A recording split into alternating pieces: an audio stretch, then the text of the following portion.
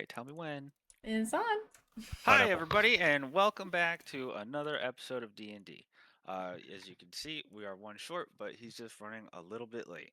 When last we left off, you guys had made it through a tree portal from Longsaddle and entered into Baldur's Gate.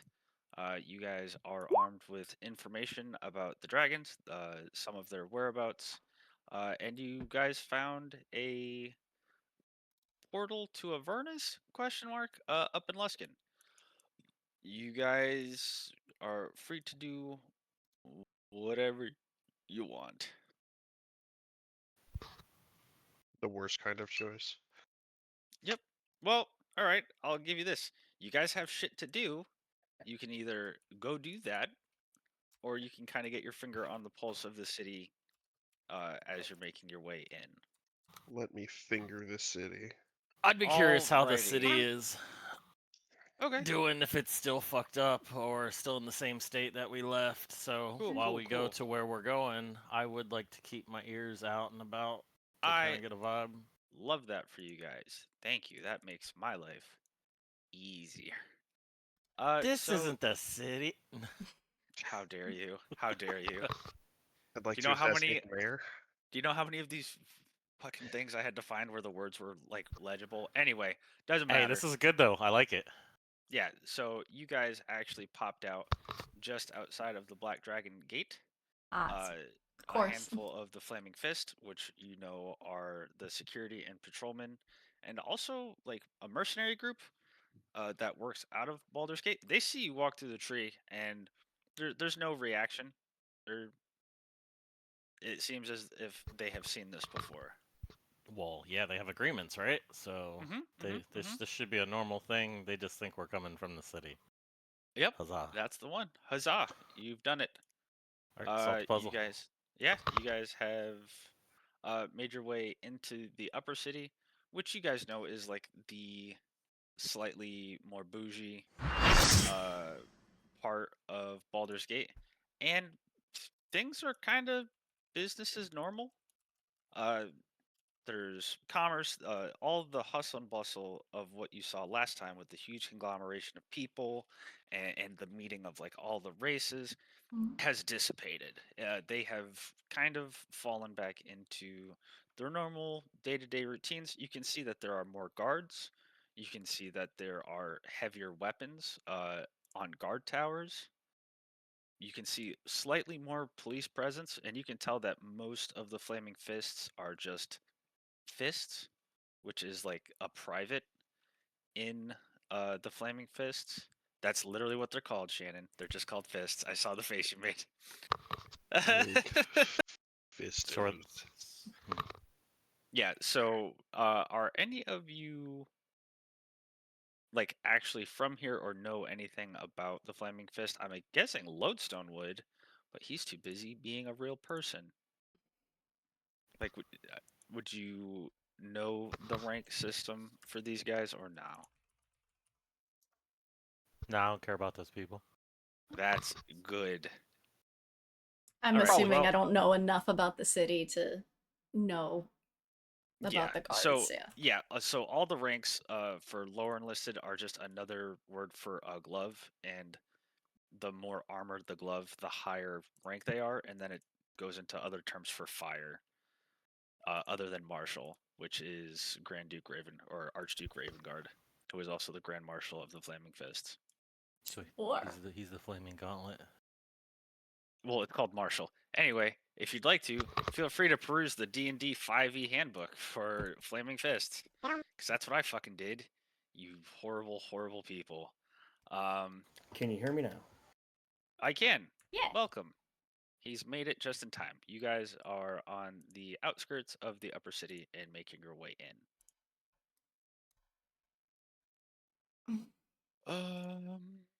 Let's see. I'm gonna pull you guys off the map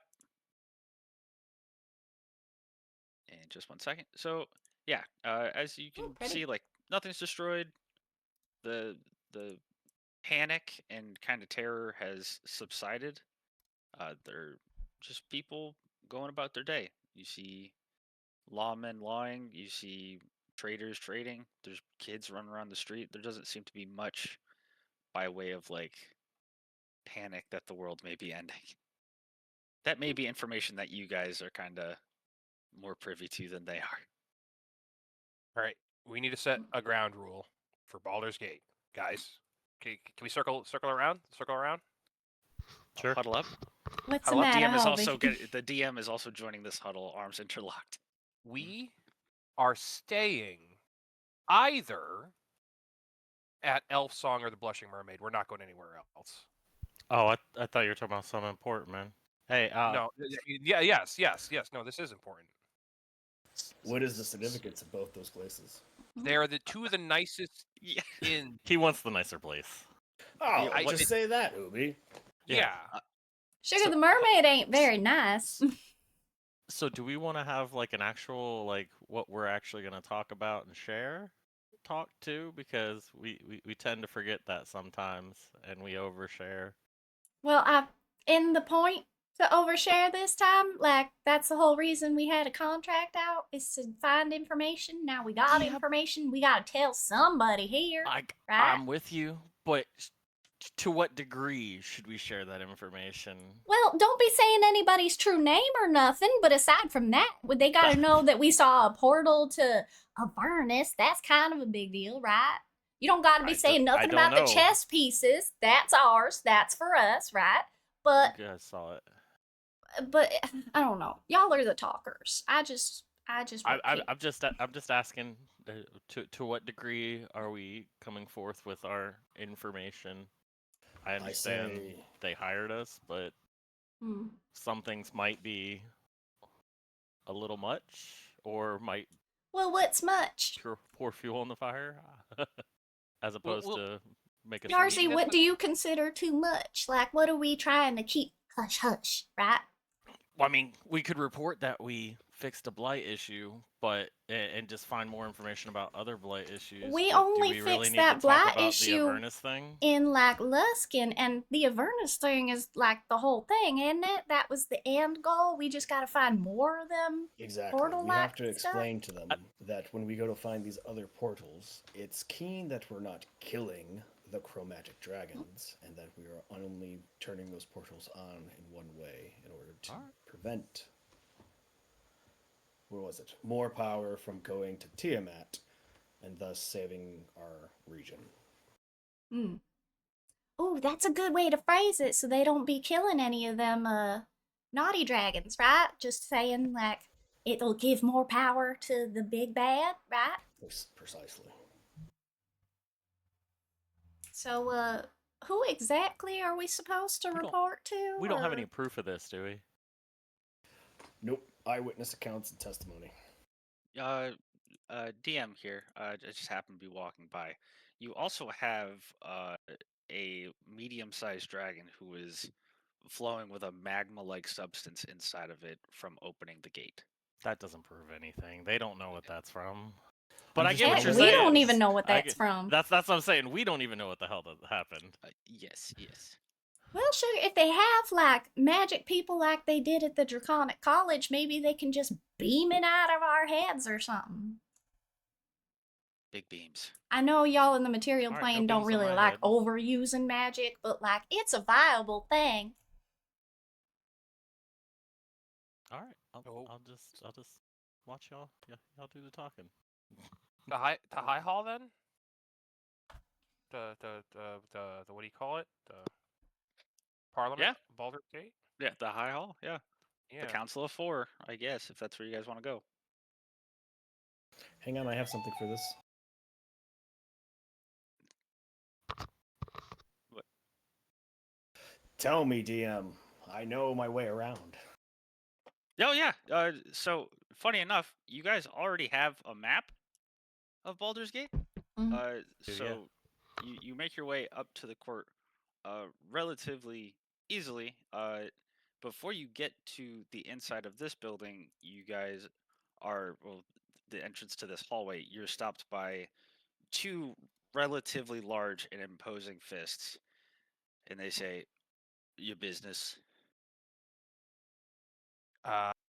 greetings. I'll show them the contract and the writ of adventuring. I don't know what you were calling it, but hi. I'm Hobie Copperkettle, representative from Group 4. I was looking to make a report to one of the 4 regarding some recent activity.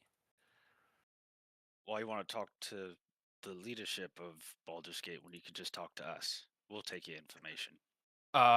Okay, cool. I think you guys can handle this, and I'll whistle for Smidge. Okay, and Smidge, with like slightly rotated back supporty saddle, is swiveling on his back as he kind of shambles in. So if you guys are knowledgeable enough to identify what's going on with my dragon, or aren't surprised that I am in possession of a dragon, yeah, go ahead. You're free to help. Roll me a persuasion at advantage. What, OB? My character sheet is It's where it always is. always is persuasion. Oh, thank goodness it was at 23. advantage. Ooh. Okay, so the fist kind of looks at you, like unblinking and unwavering. He goes, "So how would you like to be announced in, sirs and madam?" I'll look to the group.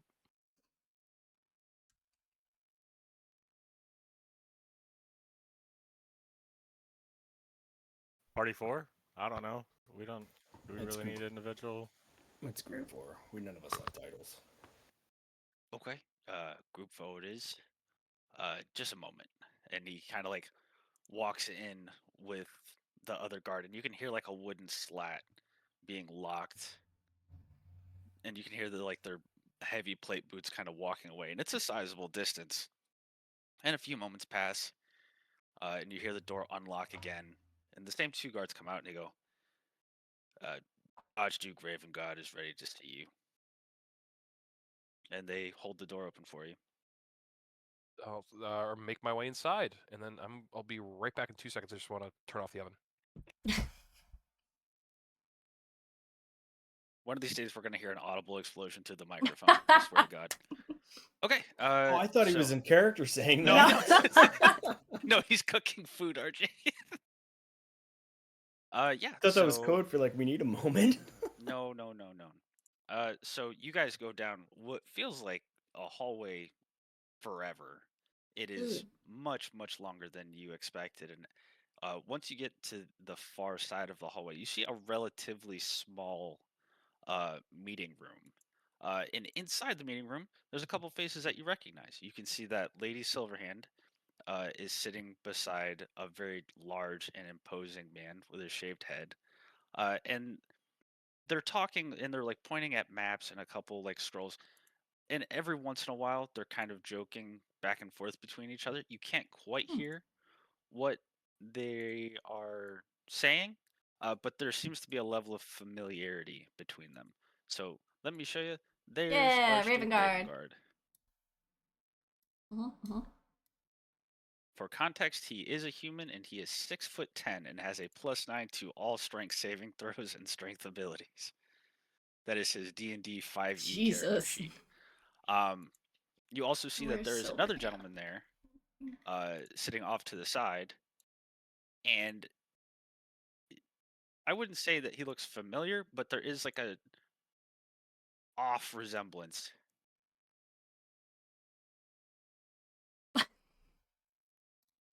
And Duke Ravengard goes, "All right, welcome, Group 4. I was told you had information pertaining to the blight that plagued the Sword Coast."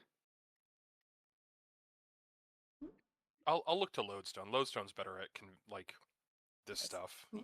as a court So when- functionary. So when you look to me right now, Lodestone is just like stern, and I'm gonna walk up to Mordecai Blaylock here, and I just go, kind of smart salute, nod my head, and go, real quick, DM, what time of day is it?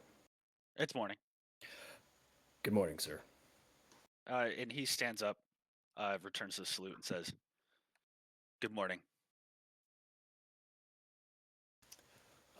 My group 4, and I, Rory Mac, new addition, Mistanga, Yars, and Hubi. We've returned from our mission that we set out from Baldur's Gate many months ago. We have some information regarding the Blight and how it concerns the chromatic dragons and our world, sir. So, are you talking to Mordecai directly? Oh, did the Archduke not? Did I miss something? So I was gonna say, if you are speaking to Mordecai, like he's gonna be sitting there with his fingers interlaced, and he's gonna like very cautiously like look over to the Archduke and kind of like quickly nod his head to the right. Oh, okay.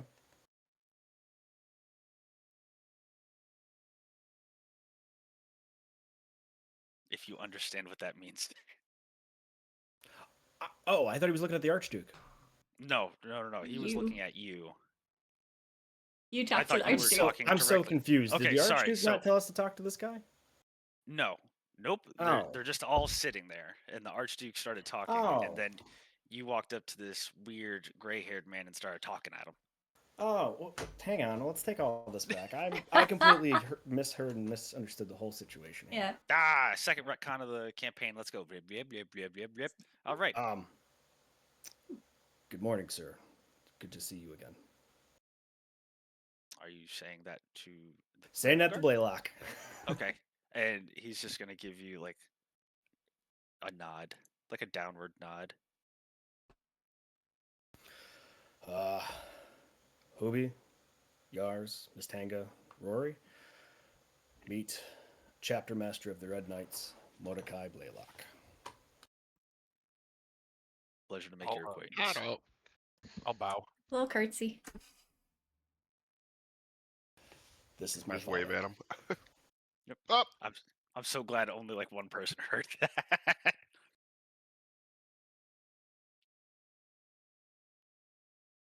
Yeah, RJ, I don't think it landed. Oh, Only I This- heard it. What? this is my father. Oh, Oh, that's your dad? Oh, dang. He's not blue. No. Lightish gray, I'll pull- bluish I'll pull gray. him down. Hey, you can't, Rory. You can't just say somebody's not blue. You can't do that. We're eye level. What are you leaning for? Roll me. Everybody, roll me a perceptions check right now. I At can't. disadvantage if you are off put by the comment that he just made. I can't. By my comment? Yes, by your comment. Oh, okay. I'm not off put. I just didn't notice. Okay. So 23. You're not 14, blue. Rory, you didn't roll one. It would just be a regular I perception. am not check. off put by my comment. That's why I said so. Just roll it at normal. Just a straight roll. It's not. Oh, It's not oh, a okay. disadvantage.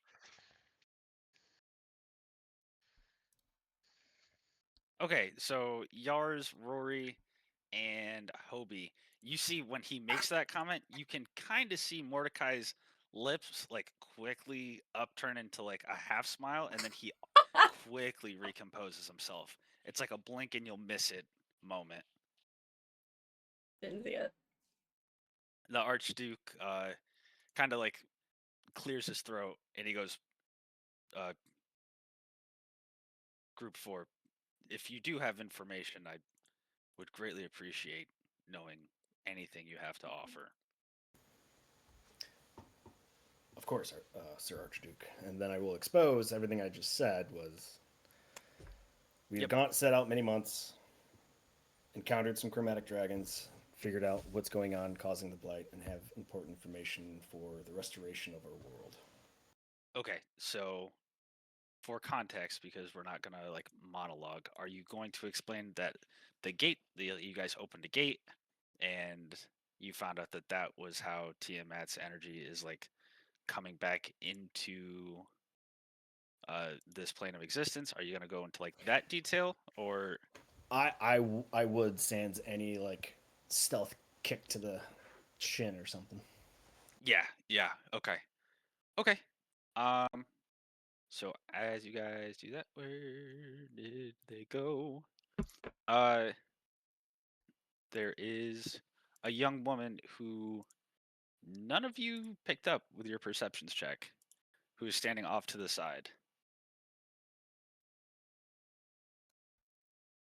And the Archduke goes, it turns away from you guys and faces her. She's off to your guys' like left.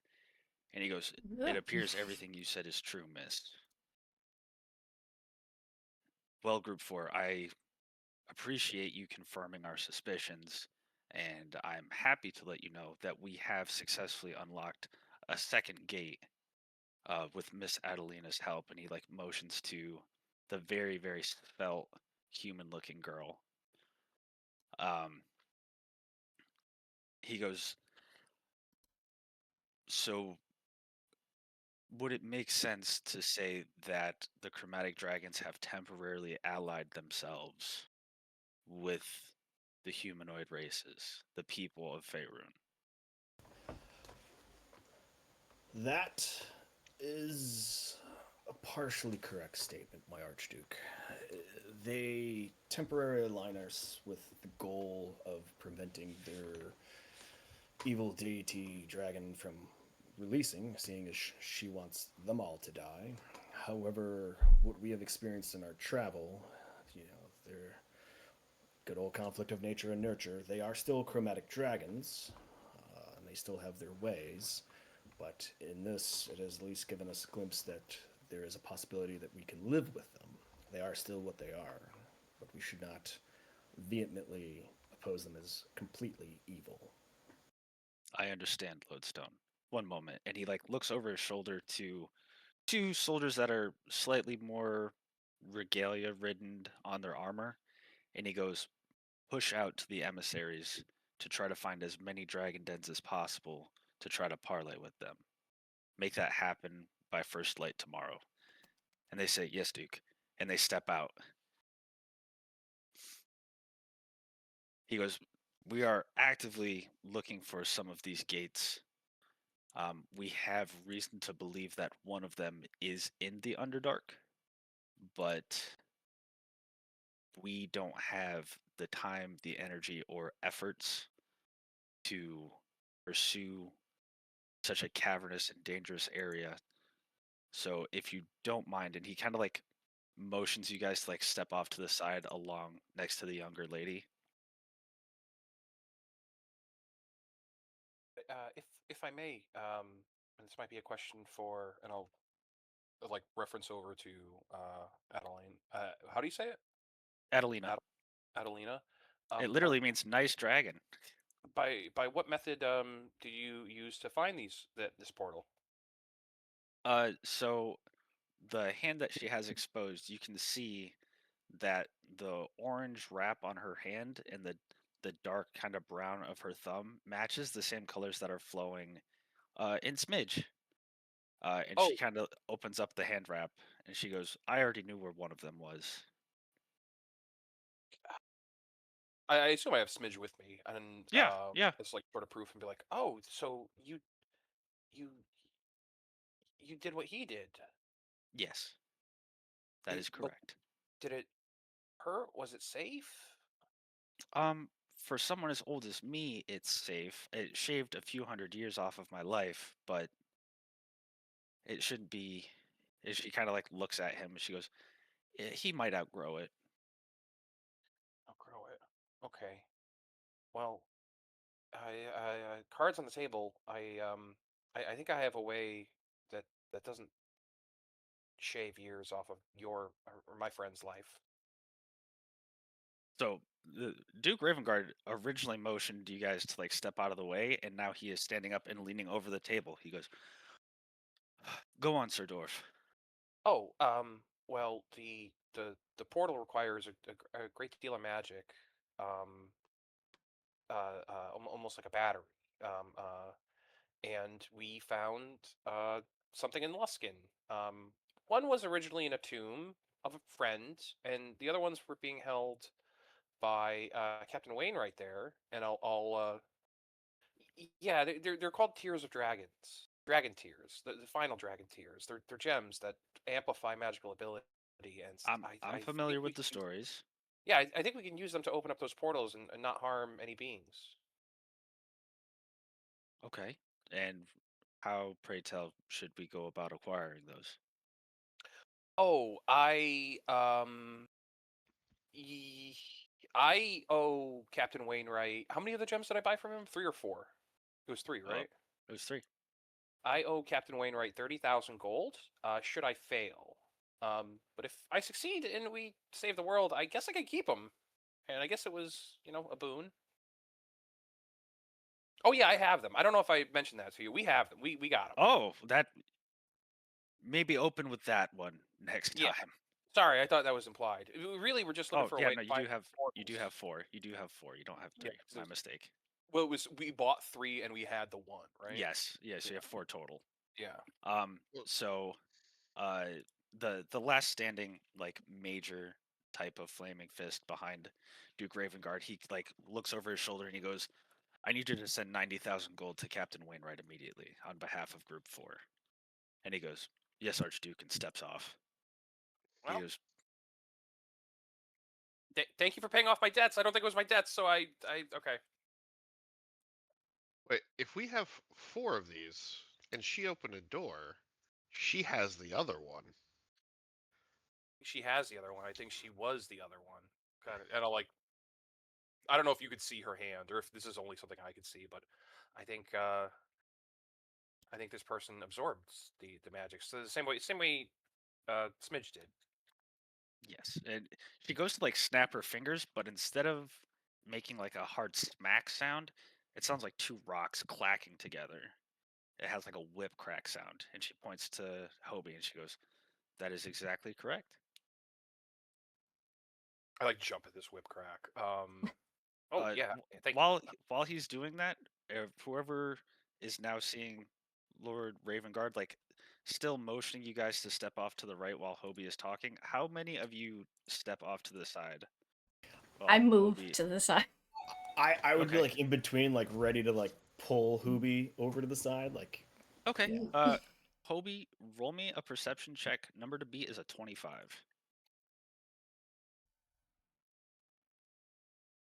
Oh no. Oh, it's 13. close. Yeah.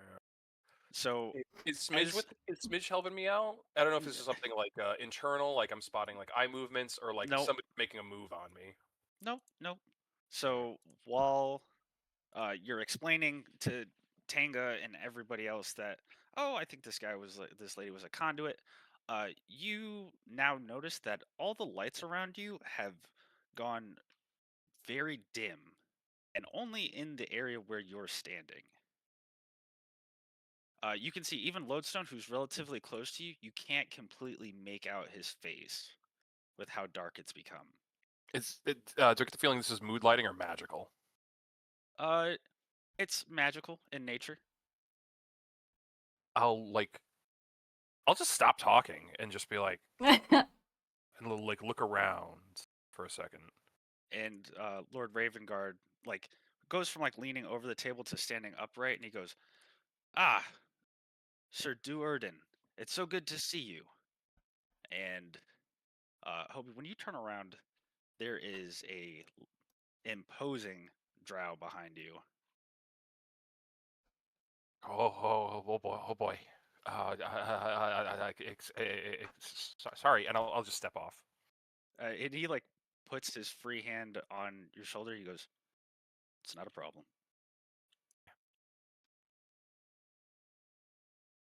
And yeah, so the drow goes on to explain that he has scoured most of the Underdark that he knows. He has talked to a few dragons, and none of them know of any gates in the Underdark, but they do know that there is one at an entrance along the coast, possibly farther south than he traveled, that does house at least the story of a dragon gate. I'm gonna take notes. Like, yeah, I just in case things go shit ways and we need to do this on our own. I'm gonna take notes. Yeah. And Lord Ravengard goes, "Sir, as always, you are always welcome here. Please continue your search, and should you find anything, please let us know." And the drow doesn't say anything. He just kind of nods. He resheaths his scimitar, which is not in the picture, but he has a scimitar. And as he walks, you can see that things get dark and kind of glow with like a dark bioluminescence. And then as he makes his way away from you, Hobie, you see that the lights start to kind of come back on. Oh, wow. That's that guy comes with his own mood lighting. Cool. Anybody want to roll a history check on that guy? He's just some fucking weirdo. I I wouldn't don't know know him. how well known is he? Like, are there like in the way that there are books written about Dristo Durden? Are there books in like 5e about him? There's stories of infamy, and there are cautionary tales about crossing Drisdord. And Yeah, there's gotta be Cool. like tavern tales, right? Yeah. yeah, they're like, there's a drow who is basically the walking embodiment of a shadow and will pull your insides out through your nose. And has Neat. a kitty. And has a kitty. That is Kitty? correct. Yeah. And according to Rory, he's just a weird little guy. Little. Oh man. I like Rory more by the day. So once he steps off, Lord Ravengard goes, thank you very much for your assistance. You have done more good than I think you will possibly ever understand. We are going to send forces north to Luskin to reinforce that gate and push a little farther north to see if we can find another one. I would be careful. In our work up there, we secured safety for a certain humanoid kin from the Black Dragons up there, but not all. I think it was dwarves, halflings, satyrs, elves, specifically astral elves and dragonborn. Right? No, what was it? Ganassi? Ganassi. Yeah, there we go. The one he's standing right next to, he's like snapping his fingers. Which one was it? So Lord Ravengard writes a note down on a piece of paper, and it just kind of like the magic disappearing paper when you light it on fire, it kind of puffs, and he goes, a large detachment of dwarves will make its way up. Again, all of this information is absolutely priceless. Thank you on behalf of everyone here at Baldur's Gate and the Sword Coast. I know my son was in the area around you guys, but you wouldn't have happened to see him, would you? Looks a little bit like me, younger, no beard.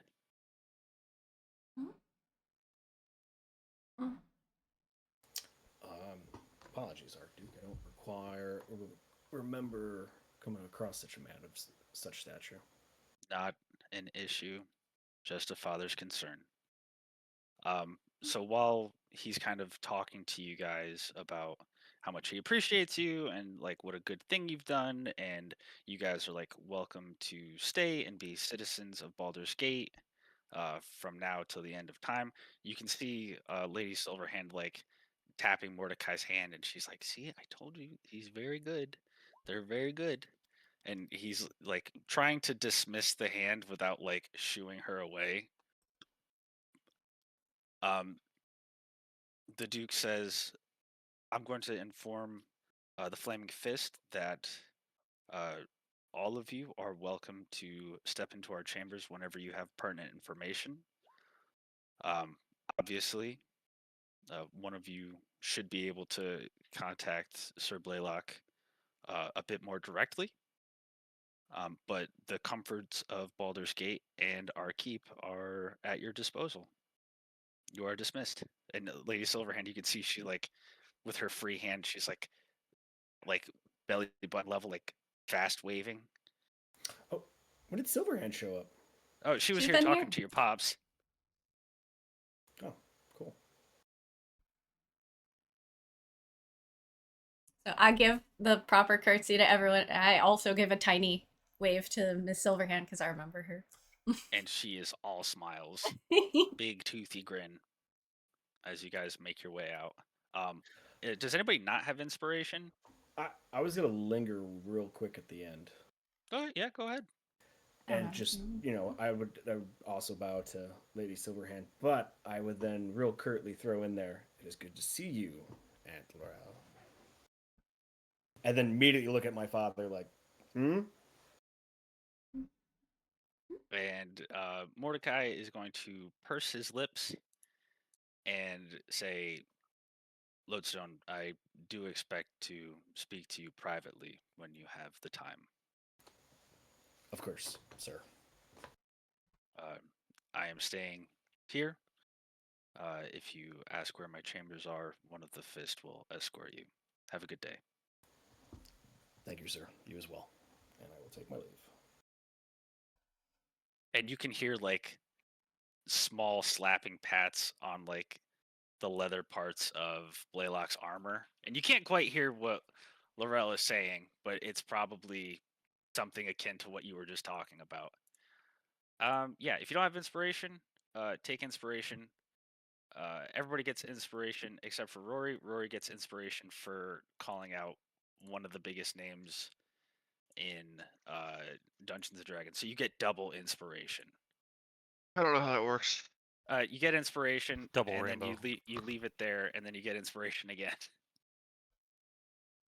It's like Baldur's Gate inspiration, where you just keep rolling them shits. Okay, so you guys step out. You are back amongst the town. You guys did. Oh, Steve's food is on fire. Yeah, you guys have completed one large chunk of your quest. There are now what you can assume thousands of soldiers being redirected and their efforts being reallocated in defense and pursuit of this endeavor. And all of you guys feel like you did a good job. Like all that suffering and all of that awful, horrible things that you've seen and suffered has actually kind of brought something to fruition. Can I use was- this pretty inspiration to channel to my deity Yes, go ahead.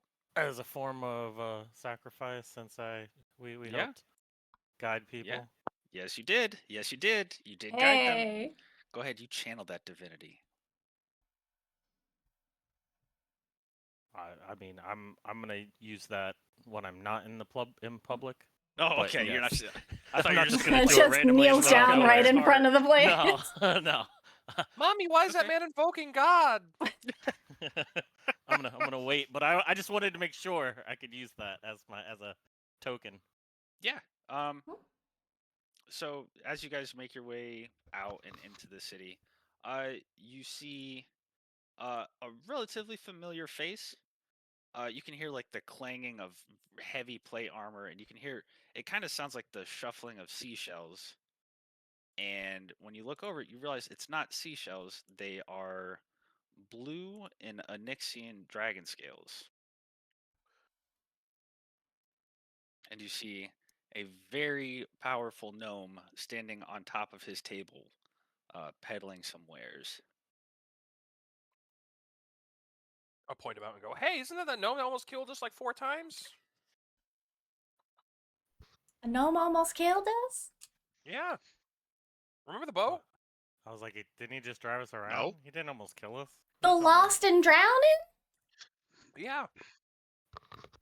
I'll walk over. I'll be And like, he's "Hey, like, Captain Steve."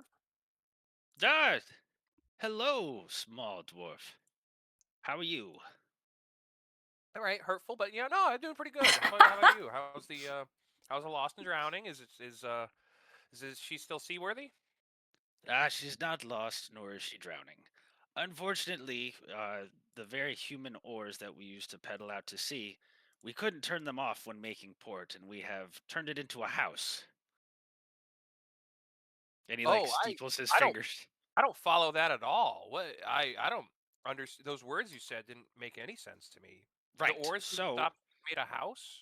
yes, the ship made port, continued to go through the port into the city, and now Holy the crap. ship is No, it's not a crash. It only took out the bottom half. It's still upright. Well, w- um, uh, um, I what did I grab? Didn't I grab like a bottle of alcohol from somewhere? I'm thinking of like giving him a housewarming gift. Oh. No, my house isn't here. My house isn't here. It's in Waterdeep. But uh since we now have, a general store, we've moved out, we've kind of branched out, and I'm just trying to get a pulse for it. And he like kicks the bowls for magic baubles and whatnot. Oh, are you are you looking to sell magic baubles, or are you looking to buy and resell magic baubles? Oh no, I'm just trying to sell. I have all of these very small blue scales, and he kind of like rustles them, and you can see that they're like a little flimsy, but they still crackle. And then he has kind of light violet scales, and he goes, and these we call them Onyxian scales. We don't know where it's from, but we've found a whole bunch of them Oh, that's I don't recognize this color. Where did you find these scales? in the ocean. Oh, huh. Same place or farther out? It's about the same place. Huh. Okay. I think they're Huh. just blue ones that have gone bad. I'll take a look. Can I do a Can I use not Drake Companion, my favorite enemy dragon, Yeah, go ahead. to try and do like an Arcana or something, or like a survival check? Yeah, go ahead. Give me whatever you want, and depending on the roll, will be the information you get. I'll do an investigation. Okay. Just a 13. Okay. So they are dragon scales, uh, and they do look purple, but when you hold them up to the light, they look a little bit more pearlescent than actually purple. It's when they're stacked together where they get that really rich hue. Yeah. You could kind of guess that it could be uh like a smidge type dragon. Hey Steve, I don't think these came from one of the chromatics. I think these came from something different. Oh yeah, probably because the blue ones came from the blue dragon, and these ones came from something else. But nobody really knows the difference, and people have been putting them in like poultices, and people drink them to try to make their pee-pees hard and stuff. I don't get it, but I need the money. I don't have a boat. I and Smidge both give each other the side eye when he says, "Dragon, make your pee hard." The dragon scale. You're like, no, Yeah, no. he That's a shrugs common, his that's a shoulders. common myth. That's a common myth. Yeah, I know, but you gotta apply these somehow. Oh, all right. Well, you might have to show us where they is if you still have a seaworthy vessel. Show us where you got them. But Oh, yeah, hey, are you yeah interested in taking this? I'll look at his not little, but his shop. yeah. You looking at taking this maybe not interplanar, but you thinking of taking this on a road trip? Oh, I don't know how many times I have to say it. This is the road trip, son. I have to pack this up and then head back to Waterdeep. And he's like overly gesticulating with his hands that he is going to have to walk back to Waterdeep. Oh, well, hey, I don't know where our paths are going right now. I think we're going to go to the Underdark, but Oh, Jesus Christ, that's terrible. Jesus Christ but, is a famous gnome who went yeah, to the Underdark and never came back. yeah, I know about Jesus Christos. Um, I've got some ores for sale if you'd like that. no, I think we're going to steer clear of the water for the time being. No, no, these are like canoe-based ores, and he like reaches out, and you can see that they're shaped exactly like his ship ores, and there's like some mechanism attached to them, but they're baseball bat sized. Huh. And what's this do? Row for you? Oh yeah, you just stick it in the like he fires it up, and like a jet turbine goes into afterburner and flies off and like takes a dude out until it Oh, turns off again. He goes, it does oh that. God! Oh God! Yes. Yeah, it's pretty good. You got to be real strong to hang on to it. If it's not Immediately, in I the run water. over thinking Hooby was just involved in gross negligence. Is everything okay over here? Yeah. Oh, it's Steve. It's this Captain Steve from the remember when we the Blue Dragon? Lodestone like gets down on his knees and like tries to look underneath the helm. No way. Oh, yes, way. It's me. You. So now you're selling the human-made ores here? No, these are just leftovers of the dragon scrap. Almost all of it's been taken out of the ocean, water deep. So we and also I parked my ship on land, so now it's a store. It's a whole thing. The nice dwarf will fill you in. You want to buy some stuff? And he's like holding up like dried carrots and like one hand, and then like a handful of like chipped dragon scales in the other. Ah, perhaps later. All right, well then I will see you later. Steve, can I get before we go? Can I get let's say 10 silver worth of whatever the purple dragon scale is? Yeah, that's fine. And he like pulls out like a fist-sized pouch and scoops it in. And he Yeah. goes, and here you can have some of this weird glass-looking stuff that I found. It came Glass? from a mine just south. It's like it used to be an actual thing, but then the dwarves started like mining it, and you could see right through it. I mean, it's harder than glass, but it looks like glass. So I'll put it on top as like a little souvenir gift Oh, from thank you. Sinkable Steve. I'll have to take a look. Yeah, The mine we not rescued, but like went in. That wasn't south of Baldur's Gate. That wasn't. No, that was north of Baldur's Gate, right? it was On the north way of Baldur's to. Gate Yeah. and south of Waterdeep. Gotcha. Okay. And yes, that's the mine he's talking about. Gotcha. Oh. And now I fly back into the sky. Go. All right. I Act. see. Bye. Yeah, Lodestone messaged food and drink. You guys are accosted by every good scent. You guys smell like grilled meats. You guys smell dried fish. You guys smell like stews and broths. People are selling like hand food. You guys see that there is a oversized bakery at Lodestone. It's kind of reminiscent of the one that you saw in Neverwinter, but it's like 3 times the size. So, Obi, where's this nice place we're gonna stay at? So, if you're looking for a good time, we're gonna go to the Blushing Mermaid, but Elf Song Tavern is really a cut above. And you know, we should go really see. There's these rocks. There's this like it's not really an inn. It's more like a bathhouse that I think you guys would really like. That actually sounds ideal with all the traveling we've been doing. Yeah, Any opposed? I would love to go. I kind of have to do my job. So, where am I meeting y'all? Oh, do you have to go to the Alchemist Guild? I have to refill. It's been probably overdue since I've been there, and I kind of owe them a bunch of gold that's in the cart. So, All right. Hooby, do you need to procure a license for your pop-up shop here as well? I think I'm already licensed in. I know I'm licensed in Waterdeep. I think that also applies to Baldur's Gate, or at least I think my brother has license to operate in Baldur's Gate. Sugar, didn't you get a big old note from the high man in Luskin saying that you were a bad man? Did that Oh, get fixed? I believe it Are did. you It did, right? allowed? I don't know, DM, did I help that?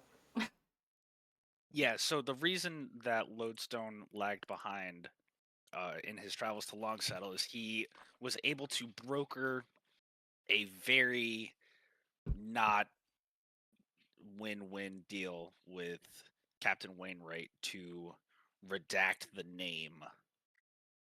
So it just says H dot and then there's a black smear.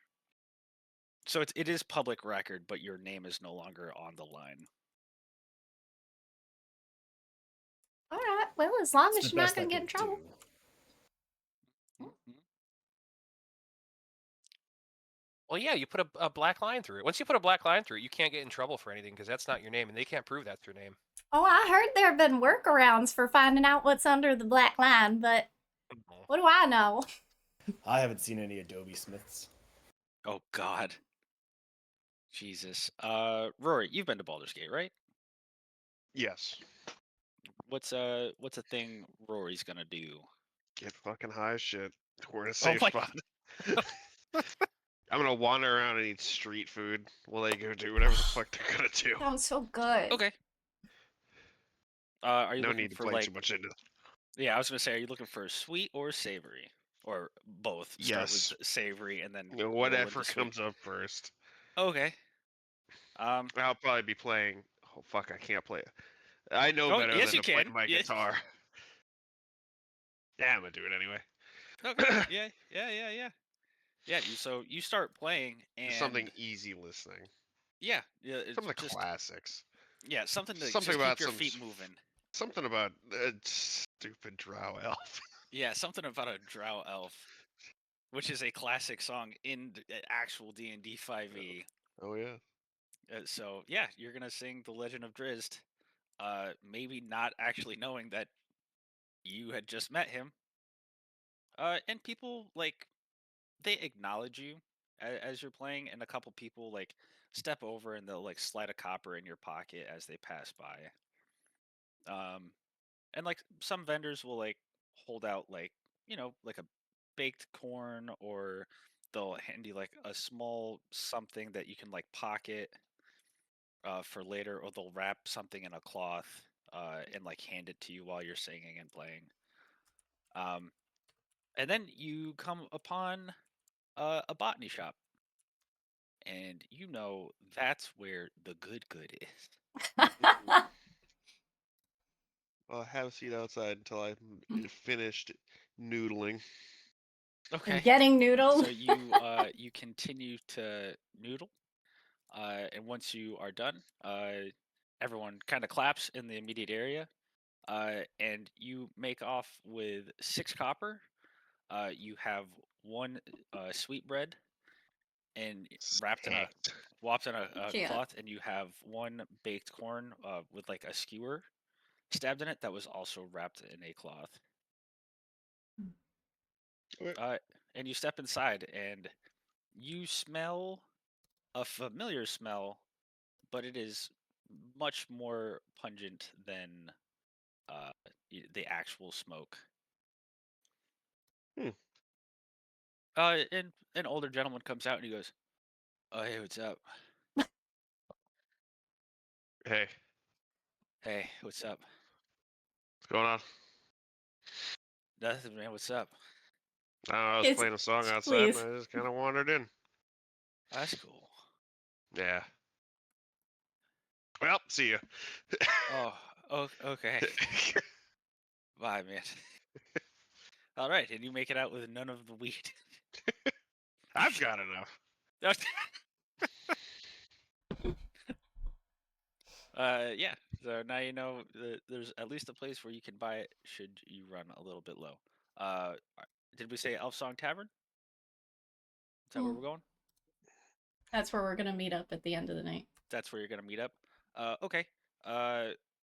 Who is grouping up with who so I know how to play this? So Tanga, you're going off to do work stuff. Mm-hmm. Yep. Is anybody going with Tanga? Y'all can come. I don't As know if far I'll as go I with know, it, but I'm by myself.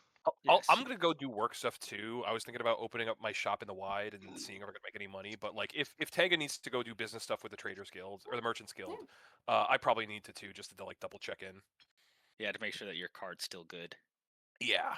Okay, so we got Tanga and Hobie doing their thing, Rory doing his own thing. Schwad, what are you doing?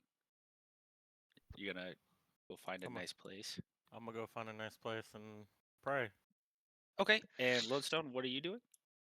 I'm probably gonna accompany Tanga and the cart since it's got the chess pieces. But along the way, I'm probably gonna peruse street food, and I'll Downs. find something good for the both of us while she does. And Hobie, there's 3 of you. And Hobie, yeah. If she, sorry, I thought he was.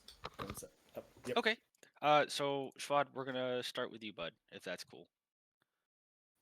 So you make it to the Hall of the Gods, which is a area in the upper city that has at least a small praying room or a priest of every known god known to the historians of Baldur's Gate. Why is it scary though? Consistently growing and being refined. When you walk in, You can smell incense, and you can kind of hear like clanging of weapons down like one hall. You can hear chanting and screaming in another.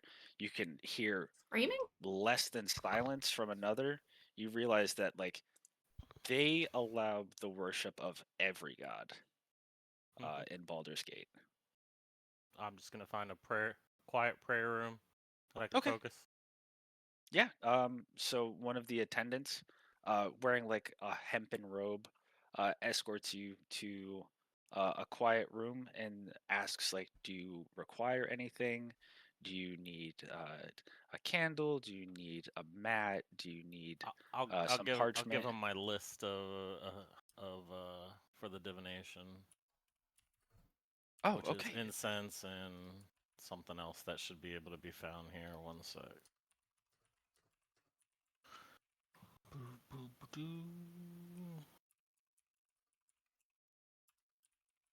Yeah, just incense. I have the other thing already. Okay. Okay. So he comes back with one of those like wiffle ball bat looking things with a chain on it. I forget what they're called, filled with incense. Mm-hmm. You know what I'm talking about. You know what I'm talking about. Ooh. Sure.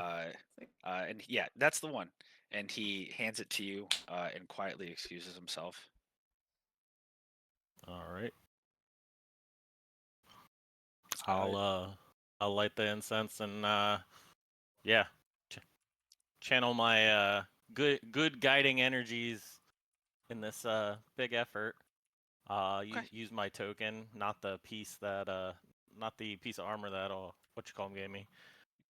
And I'm gonna try to cast divination. Okay. So as you start to enter your meditative state, it kind of feels like your, like your sleep, your trance. Mm-hmm. But one part of your brain is still keeping you focused. Let's see. What do I have to be? Okay, just 1 second. I have to roll this off screen. I don't think you have to roll anything. I do not.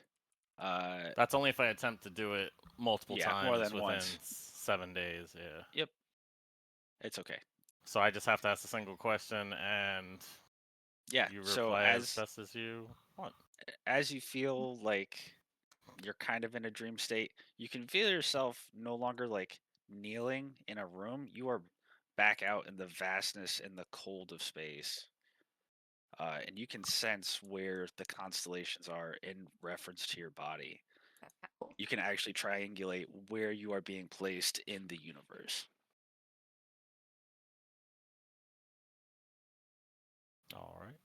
And then I would say the galaxy is awaiting your question.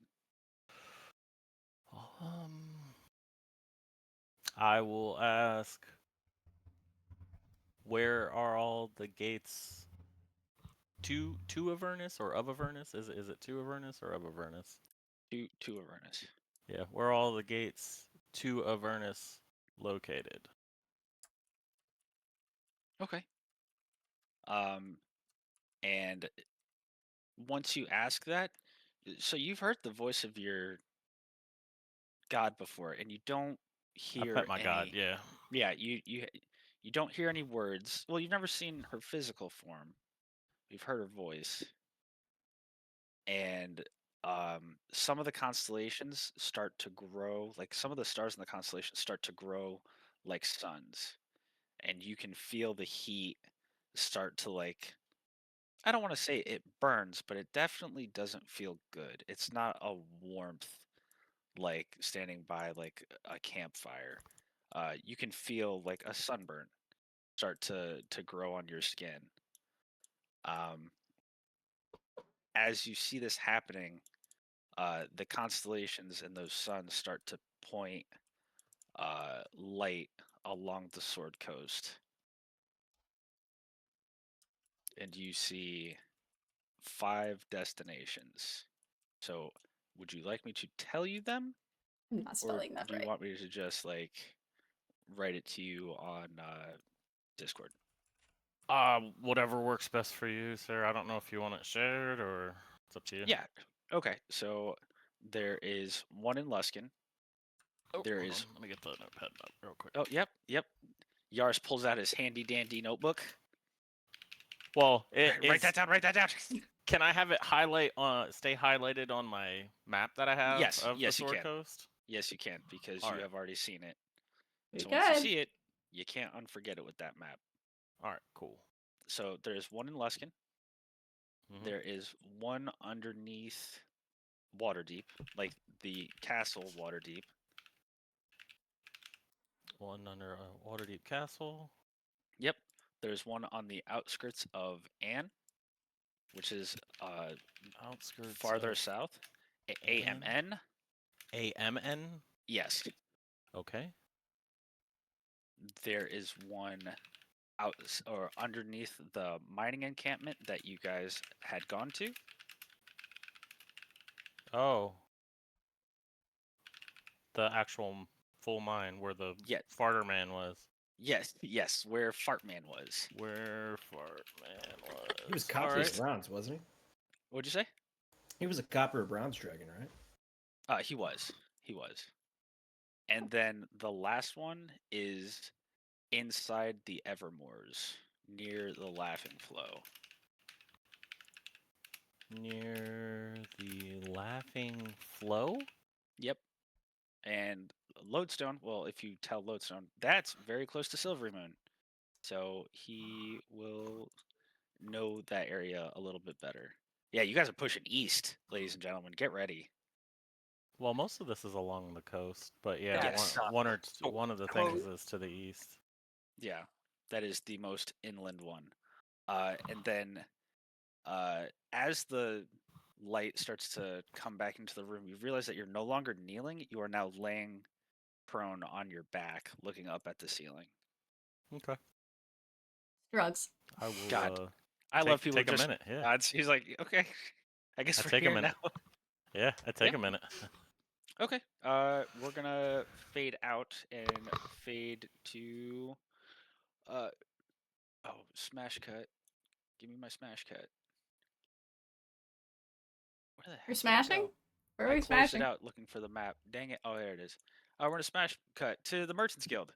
You see 5 or 6 floors of Ugh. people passing money back and forth. People are smashing ledgers at the speed of sound. You can see that most of the people that are actually handling the money are gnomish uh, and are moving in a speed which would surprise you with someone who is only 2 feet tall. They are filling books faster than most copywriters can. Um, if you want to zoom out the picture a little bit, there is like a high arched doorway where you can walk in with your cart and Daisy, Hmm. and she can be tied off. Right, so I gotta take my lockbox and have it ready for the alchemist section of the Merchants Guild. Y'all need anything specific from here?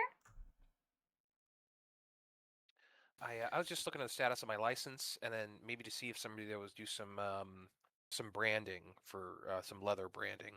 Oh. Oh yeah, Loaded? and then I want to set up shop. Oh, I'm good. I'll mind the cart, but if you guys need any assistance or look through any documents, happy to help. Okay, so we are going to cover Tanga first. Right. Tanga, after several months of adventuring and exploring and seeing new things and seeing wonderful Yay. things and horrors beyond most people's comprehension, Yay! you're back in the normal grind of your 9 to 5 job. Walking through the alleys or the hallways and the stairs comes second nature to you. You end up on the 4th floor with the Alchemist Guild. You see that the potions are on like a large Rolodex where they can just cycle through and pull out whatever they need. And you see 3 gnomes sitting at a table, and they go, picking up or returning? Well, I sold out of all of my stuff, so I'm here to report back the earnings and to restock. Okay. Do you have your letter of authentication for the Alchemist Guild? Right, my papers. And I bring out my guild papers to hand them over. The first one like slaps it on the ground. The second one like unrolls it and holds it taut like flat to the table, and the third one reads it with like kind of like Coke bottle glasses.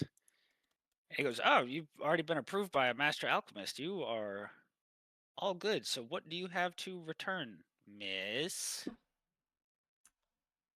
Tanga. And I go by, I hand them over the contents of the lockbox, which has boop, that much. I tracked it from when I sold everything. Yep. Oh, I know. So as you say Tango, one of the gnomes starts like Spider-Man climbing up a huge display of ledgers, and he goes T, and he drops it down, and the gnome who isn't still at the desk catches it and opens it up, and the third one who hasn't moved with the glasses looks over and he goes Tanga, Tanga, Tanga, Tanga, Tanga, Tanga with a T or Danga with a D? See. Tanga, Tanga, Tanga, Tanga, Tanga, Tanga. Perfect. So you owe 264 gold, 20 silver, 1 electrum, and 860 copper. And as he's reading off the numbers, the one who dropped the book has dive bombed off onto the table and is counting the money like one of those like speed counters. He's like shooting the gold pieces into pouches, but he's throwing them like shuffleboard pucks. He's like, 300, 200. Okay. He goes, yeah, we're good. He goes, outstanding. And he stamps your paperwork. He goes, your cart is free and clear. Um, we do still have some residuals left over from this morning's packing. If you want to come back tomorrow to refill your stock, that's totally okay. Or you could take what we have currently available, but it's totally up to you. I can sell anything, so if you need extras to get rid of them, I can sell them. Outstanding. Grab as much as you can, boys. And this large, spindly Rolodex of potions is sitting behind them, and they both like latch on. They jump and grab the potions, and the Rolodex spins with them on it, and they just disappear. They don't come back up after it's done spinning. Lodestone, you see two gnomes with like a stretcher covered in potion bottles show up, and they go, "Are you loading this?" I can assist, but that's quite a lot. Great. But yes, You stand let here me help. and throw us the bottles, and we'll fill it up. And like one runs past you, Lodestone, and you see a bottle just go flying past your face, and you hear the little hands catch it and place it in there. And as soon as you hear like the thunk of the first potion bottle, you hear a dragon, and the gnome jumps out of the wagon cart, and his eyes are like olives. Hang on, I know him. I will pull myself up in the back of the wagon and assess. Okay, you see Knight back in full armor, sans a shoulder plate, holding a giant warhammer, and kind of lurching over the dragon eggs. I look at him real quick, like, look at all three eggs at the bottom. Yep, they're there. Night, real quick. Can everybody Yeah, else see you too? We doing this? No. Oh. We're perfectly safe. This is Tanga's new shipment. Oh, this sorry. Is her new wares. And he lets Yep. go of the great hammer with one hand and like puts a hand up as like a stop. Okay, sorry.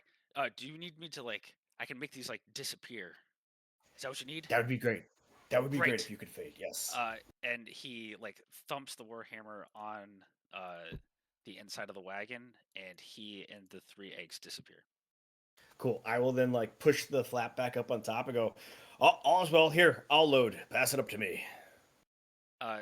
You see that there's like a faint scent of urine, but you can't tell if it's like from the potion bottles that they're hucking up to you. But the one gnome is like, yeah, all right, whatever. And he's now underhanding them to you because he doesn't know you very well. He's throwing them like a water balloon catching contest. So he's not going at like peak efficiency, but he's making sure that you're not going to drop any. Yeah, and I'll keep this pace, and when he's ready, I can. I feel like I'm comfortable. I'll be like, all right, we can step this up. Come on. Okay, yeah, got it. Here comes the big ones. Oh. Roll me a dexterity save. Oh no. Yeah, you said it, not me. Oh my god! Hey! Yeah! So, when you said "let's go," you see a potion that looks like it could have been mistaken for like a globe or like an atlas. And he holds it by the neck and throws it at you like a tomahawk. Why? And by the grace of God, or the fact that maybe you're just on point today, you catch it by the neck, and you realize that the actual liquid holding portion is larger than your head. That thing would have knocked you clean out cold. He goes, yeah, no, you got it. You got no moves. And he like goes back to throwing it like a little bit slower. Yeah, ever to help. Eye coordination tasks, very important. Yes, I agree. Hard coordination masks. That's important. Here you go. And yeah, you managed to help him load up all of your potions. And then I will pull the flap back down and be like, all right, Knight, we're good. And he like, without the thump, you see that he's now like sitting down and like kind of like splayed out in like the back of the tavern. And he's like, listen, I can do this stuff, but it's not like easy for me. So if I could have a little heads up next time, that would be great. That's my apologies. I will make sure that you get plenty of warning. I appreciate it. I didn't even know you could do that. Yeah, quick, no, is it teachable? Not to you. Sorry, buds. I'm gonna take a nap now. All right, I'll be outside guarding. You're good. All right, thanks, bud. I step outside and stand guard.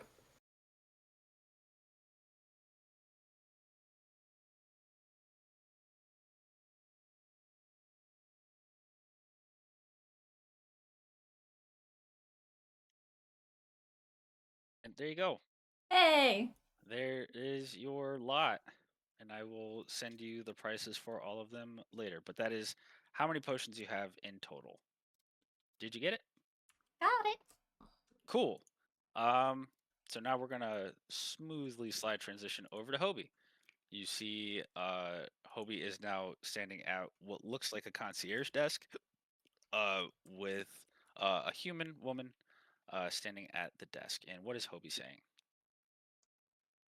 Hi, I'm just checking in to see if there is a writ of trade for Copper Kettle and Co. in Baldur's Gate, and if it's still active.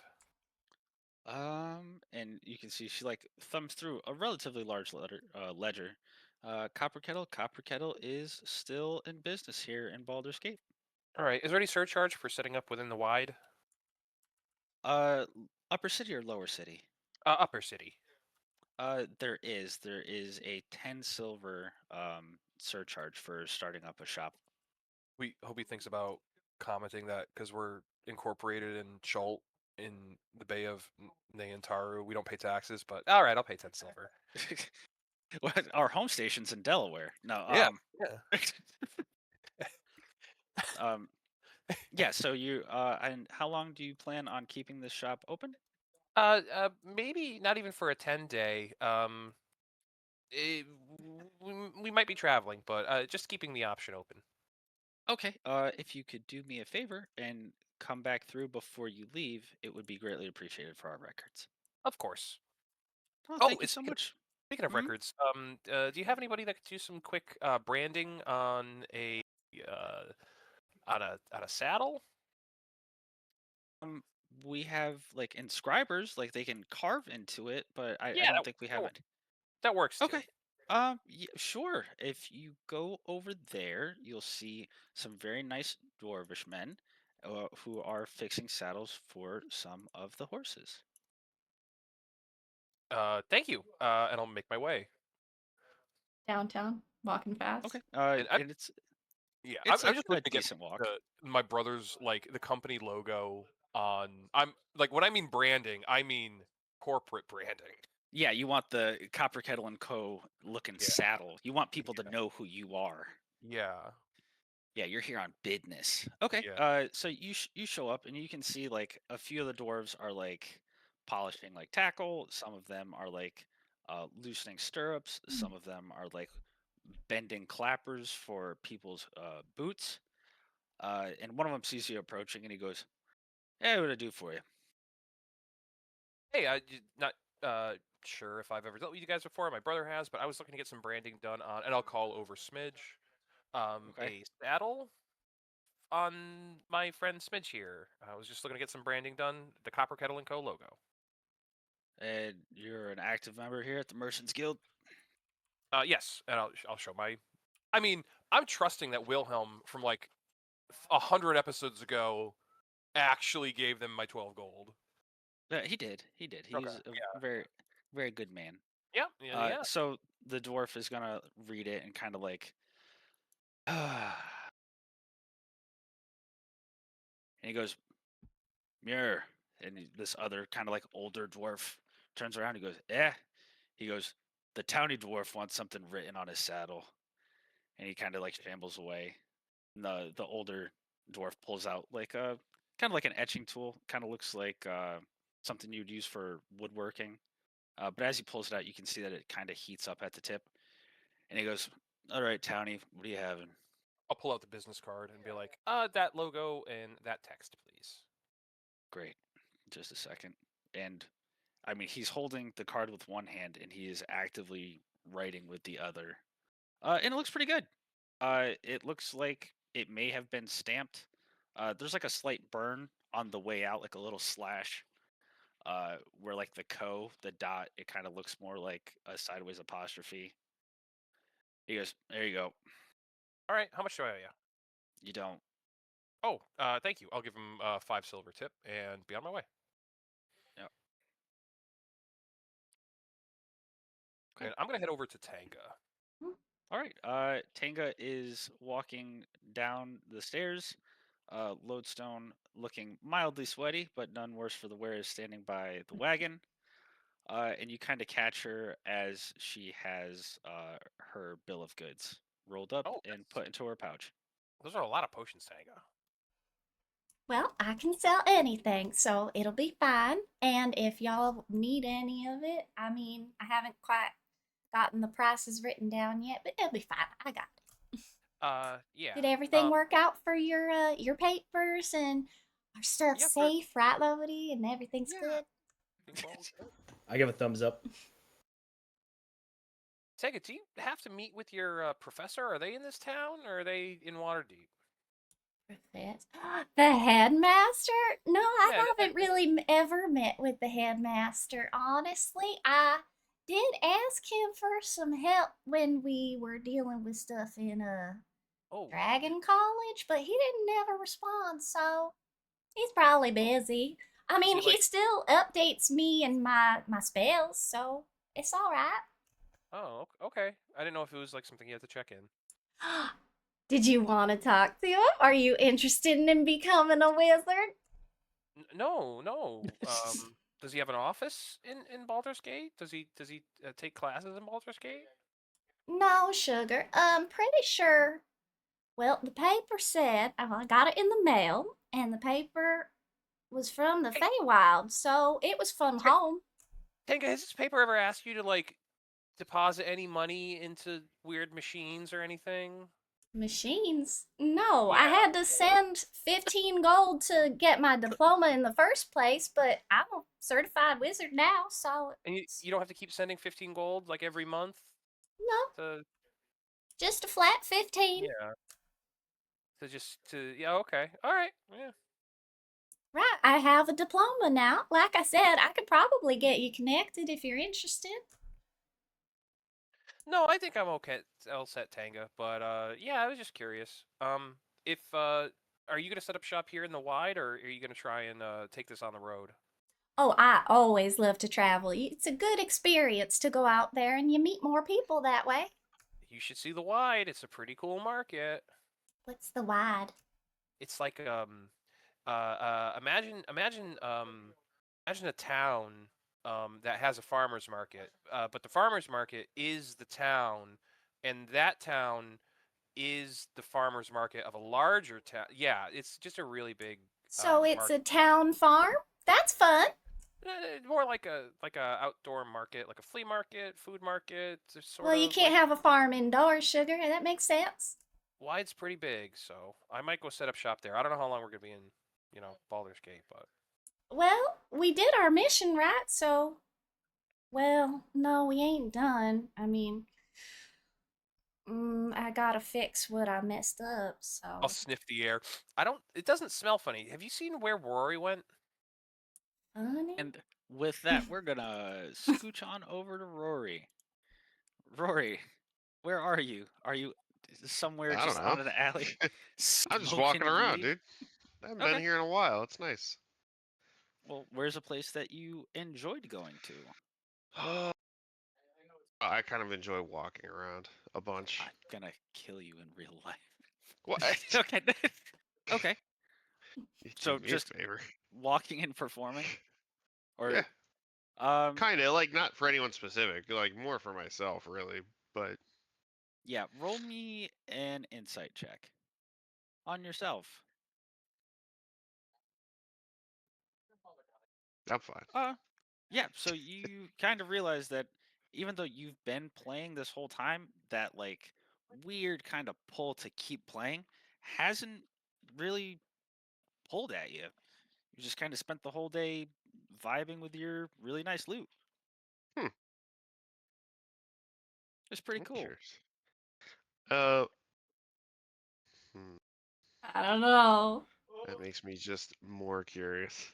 Mm, So, if I were to go back to one of the places that would have live music yep. that I'd normally go to, I think I would head there. Okay. So as aforementioned, the big places, low light tavern, loud music, rowdy crowd. I do. Yes, that's the one. Okay, so you want to go to you want to go to the Yeah, oh shithole? yes. Okay.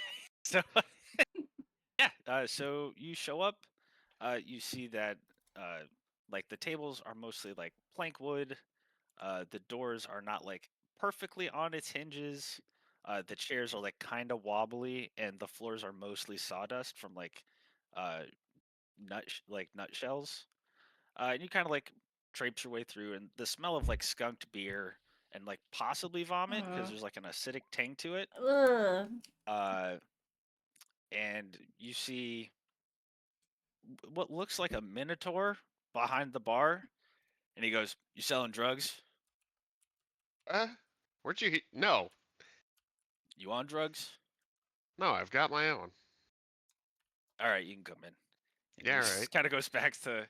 It looks like he's trying to clean a glass, but he's just kind of like mushing the dirt around the glass. Mhm. There's more people here than you would expect. There's like 15, 20 people. Um, they're more or less asking each other to buy one another drinks. So you can tell that these people are probably either horribly addicted to alcohol or flat broke. Ah, nice. My I'm gonna put a, people. I'm gonna put a gold piece down the bar. I need a bottle, 2 bottles of wine, and then they can drink the rest of this money. I don't. I'm just gonna So go stand over on that table, and I'm gonna play music for you guys. the Minotaur picks it up and like bends the copper, like the gold coin, over his So that's a little insulting. horn. But he actually does manage to bend it because it is pure gold, and he turns it into almost like a bullet casing, and he drops it into like a coffer chest. And he goes, Okay, well that was fair and legal tender till you got a hold of it. So that's no, on you, gold, bro. no, gold is gold. We take care of gold our own way. And he walks over to like the little like playing corner, and puts like instead of just like a wine bottle, which would be like 750 mils, he hands you like 2 gallon and a half jugs of wine.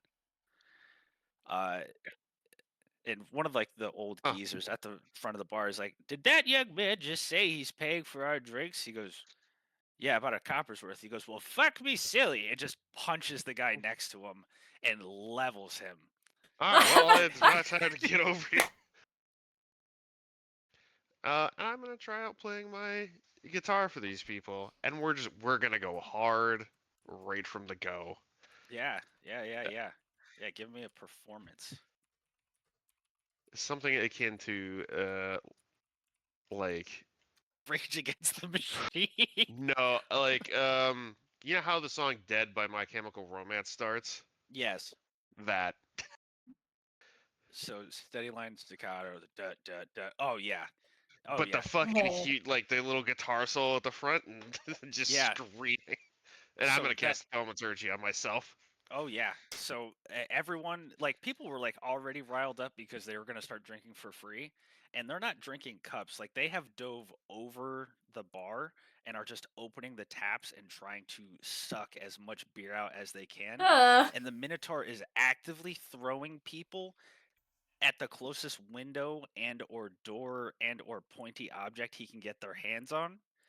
And that old man who's like, he looked like he was like about in his 90s and missing most of his teeth, rips his shirt off and he goes, "This is what I fucking live for," and headbutts the Minotaur and knocks him clean out cold. And then just starts drinking from the Holy shit. bunghole of the beer. He goes, "No, you keep playing, young man. You're doing great." He is now essentially keg standing like a 50-gallon vat of beer. You have basically just started a crime. These people are now, they don't even know what they're fighting over anymore. Yeah, I'm not doing Originally, yeah, the Funniest Minotaur thing I've is ever like heard. the Minotaur is like Peter Griffin on the ground, like the arm behind the back, the legs crisscrossed. Like that dude is taking a full-blown nap. People are now like just stealing liquor. Play the fight riff. Yeah, the Chappelle Show. When you finish, like, Oh, it I'm has not that gonna. like, There's no break in between songs. oh, you're just gonna keep going. It's gonna go straight to like Freebird solo. Okay. So, give me another performance check, but this one at advantage. Oh, you're just fucking asking for it now. It's still Oh good. my god. So now, like before, it was just like, you know, battery, larceny. They're now like throwing forks at one another. People are using the shattered remains of the now empty cask that the old man is trying to drag out of the bar from over the bar, and they're like, he's like throwing broken bottles at them. And he's like, "This is mine. I'm fucking killing. I was in the war. I can't fit him in." And as you are playing, two Flaming Fist soldiers, they try to kick in the door, but it was on like half a hinge anyway, so it just comes down with like a clatter. And he goes, "Stop!" And Is you he can talking see. directly to me? No, he's just talking to everyone. He is Yeah, watching okay. all of this kind of come down. And you can see that they pull out batons instead of their weapons, and they are now into the fray, and they are just trying to take out as many people's legs and noggins as possible to stop the fighting. One of the We fists play walks Rage out. Against the Machine. Yeah, one of the one of the fists fires a flare into the sky and runs back in and throws like a powder into one of the guy's faces, and he's like, "Ah, I can't see. Ah, it burns." Yeah. So you keep going. You keep going. I playing the fight riff. Okay. Give me another one. Give me another one at advantage. They didn't say anything directly to me, so they must not be talking to me. Yeah, obviously. Oh yeah. So now you have turned it into the Rage Against the Machine fight riff, and now Playing guerrilla radio. yeah. Oh Oh, yeah. I thought it was straight be out of killing Tony. in the name. Yeah, Oh dude. no, that's far too slow paced, Rob. Yeah. No, we're playing Tony Hawk Pro Skater 2. We're doing yes. yeah. And so Just before it figured was with just the kind of police like here. yeah, it was wanton violence, and they were all just kind of like going at each other or whoever like was a a target of opportunity. They are now bum rushing the Flaming Fists. Everyone has now turned on the armed soldiers and about 4 or 5 more. So there's about 6 soldiers in there, and they're now hurling shields, throwing chairs. They're doing everything they can to take these people out. And the old man's like, I haven't felt this good since I was 87. And he just takes his shoe off and just whips it at one of them. Oh, he and fucking Bill or fucking George Bush is. Yeah. And he sees that like the group that is currently fighting is slowly losing and runs back to you and drops one copper piece into a cup and goes, fucking anarchy, and runs into the corner and pisses and then jumps out the window. Are the cops looking at me? Because I'm going to follow him out the window very quickly. Well, roll me a wisdom saving. Athletics? Oh shit. No. It's happening. Oh, sorry. Yeah, go Yeah, anyway. Why would you stop? Why Why would you would I? stop? Yeah, you just This you is just helped- great. yeah, you just saved that guy with your music. Go ahead and give me another performance check. Still at advantage or no? Yeah, still at advantage. You're in a groove. You're in a flow state. Oh, it's so good. Yeah, so as they're trying to detain some like the last couple guys that are still conscious, one of the flaming fists like cocks back a little too hard and accidentally like bumps his buddy in the jaw. And the guy who gets hit turns around and bashes him in the back of the head and like dents his helmet. And he's like, "You stupid fuck! I know you touched my wife!" And he like flips him over on his back and climbs on top of him and just starts pounding him in the face. It's getting real in here, and I yeah. cannot escape. And now 4 of them are trying to pull this one dude off, and he's like, "I fucking loved her, you stupid bitch!" And you can see the guy on the ground is like missing most of his front teeth just from these gauntlet strikes. Go ahead and keep rolling. Remember, you do have inspiration if you want to try to break out of this using wisdom. Last quitter talk. That's not gonna cut it. It's a 15. Oh, it's a 6. Is that supposed to be an advantage? Oh, yeah. Okay. Yeah. So now, roll me a d4.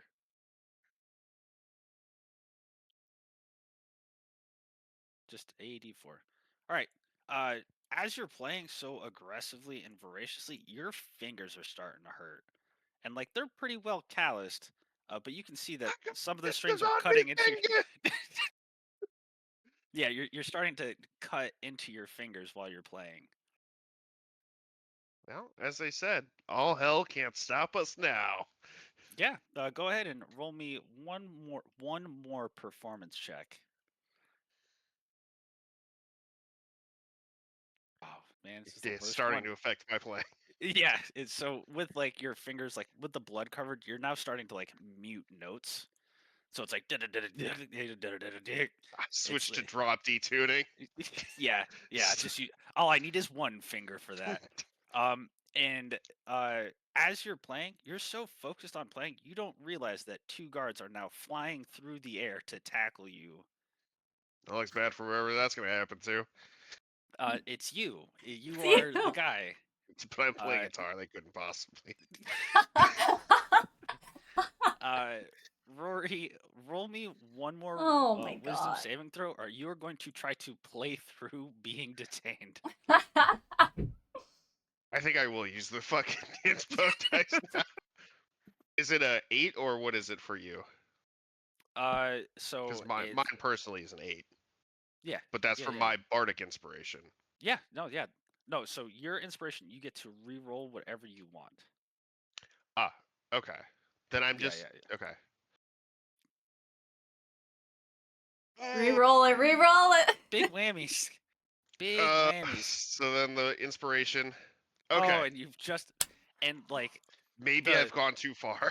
Yeah, the thud of your head like catching the very soft rock on the ground kind of snaps you out of it, and you let go of your loot for just a second. And the guards start to like, you can't really tell because you're still like trying to shake the music out of your head. And they're like, "Why didn't you help? Why'd you keep playing? Who are you? How often do you come here? What happened here?" why did you not alert a guard? And they're just bombarding you with questions. And we're gonna snap cut because that was really funny. Back to Yars, who's in a nice meditative trance, talking to his god, I have a enjoying song for that if himself. you'd like to hear it. It involves a stairway. Um, yeah, Yars. Now that you have everything that you need here, is there anything else that you wish to do or go or see or hit? I was gonna go grab info on the locations. I mean, I already have an idea of Luskin and what that is, but I don't know shit about Evermore's or the Ammon. Ammon, that It's place. An. Yeah, it's a weird thing to pronounce. It's just An. And if there's anything about the Waterdeep Castle or what's underneath of it, but I assume most of that would be in Waterdeep. So yeah, I'm gonna look up info on the locations. Get what I can. Because you are in a place of like education. I'm a leave, so okay. I'm assuming it wouldn't be here. So yeah. Okay, I was gonna say you could ask people from all around the world here, but yeah, if you want to go out and try to find the information, give me like an investigation. I think that sounds fair. You investigate that shit. I don't know how to, but yeah, sure. Just investigate. It's under Where's that word? Oh, all I got is insight. I don't get it. There you go. Yeah. So you learned that Anne has one of the most densely halfling populated areas. It has a giant lake, which is often mistaken as ocean water, or at least was several hundred years ago. There's one single solitary island on that lake that takes several days' journey by boat to get to it. But you just picture like the Shire, but all the way around this giant lake. So there are several communities and villages surrounding the lake. It's relatively peaceful.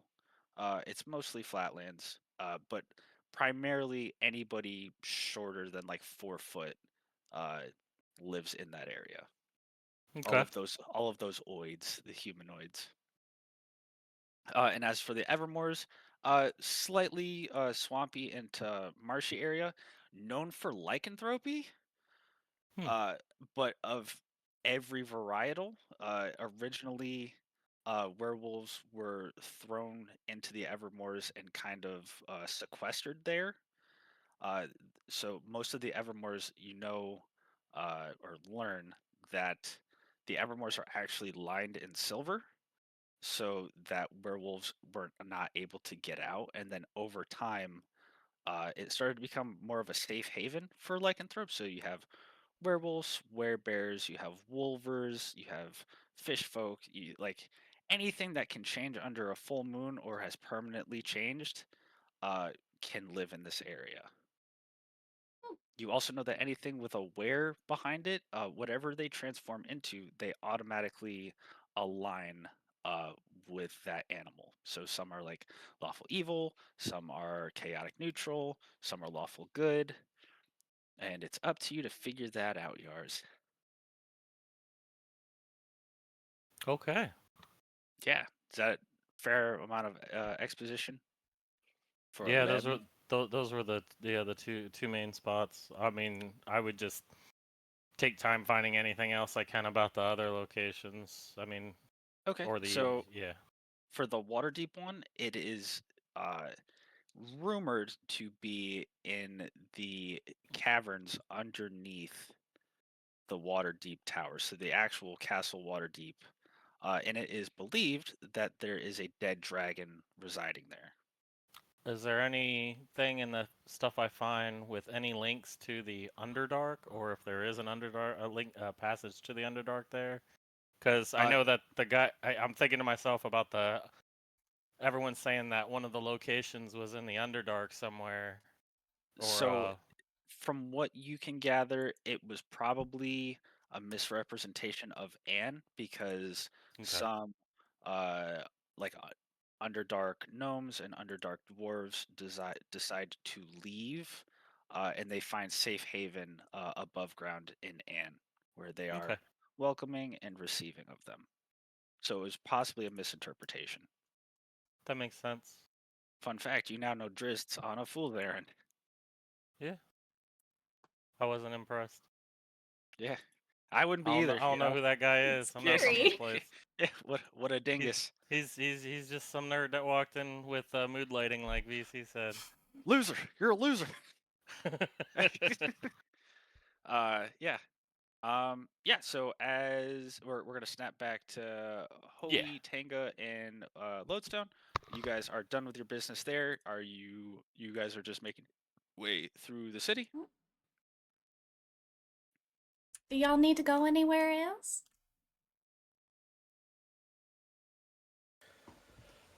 At some point, I do need to return to my father. I guess have a chit chat. Right? Your dad and your auntie both together? Ain't that nice? It's interesting, to say the least.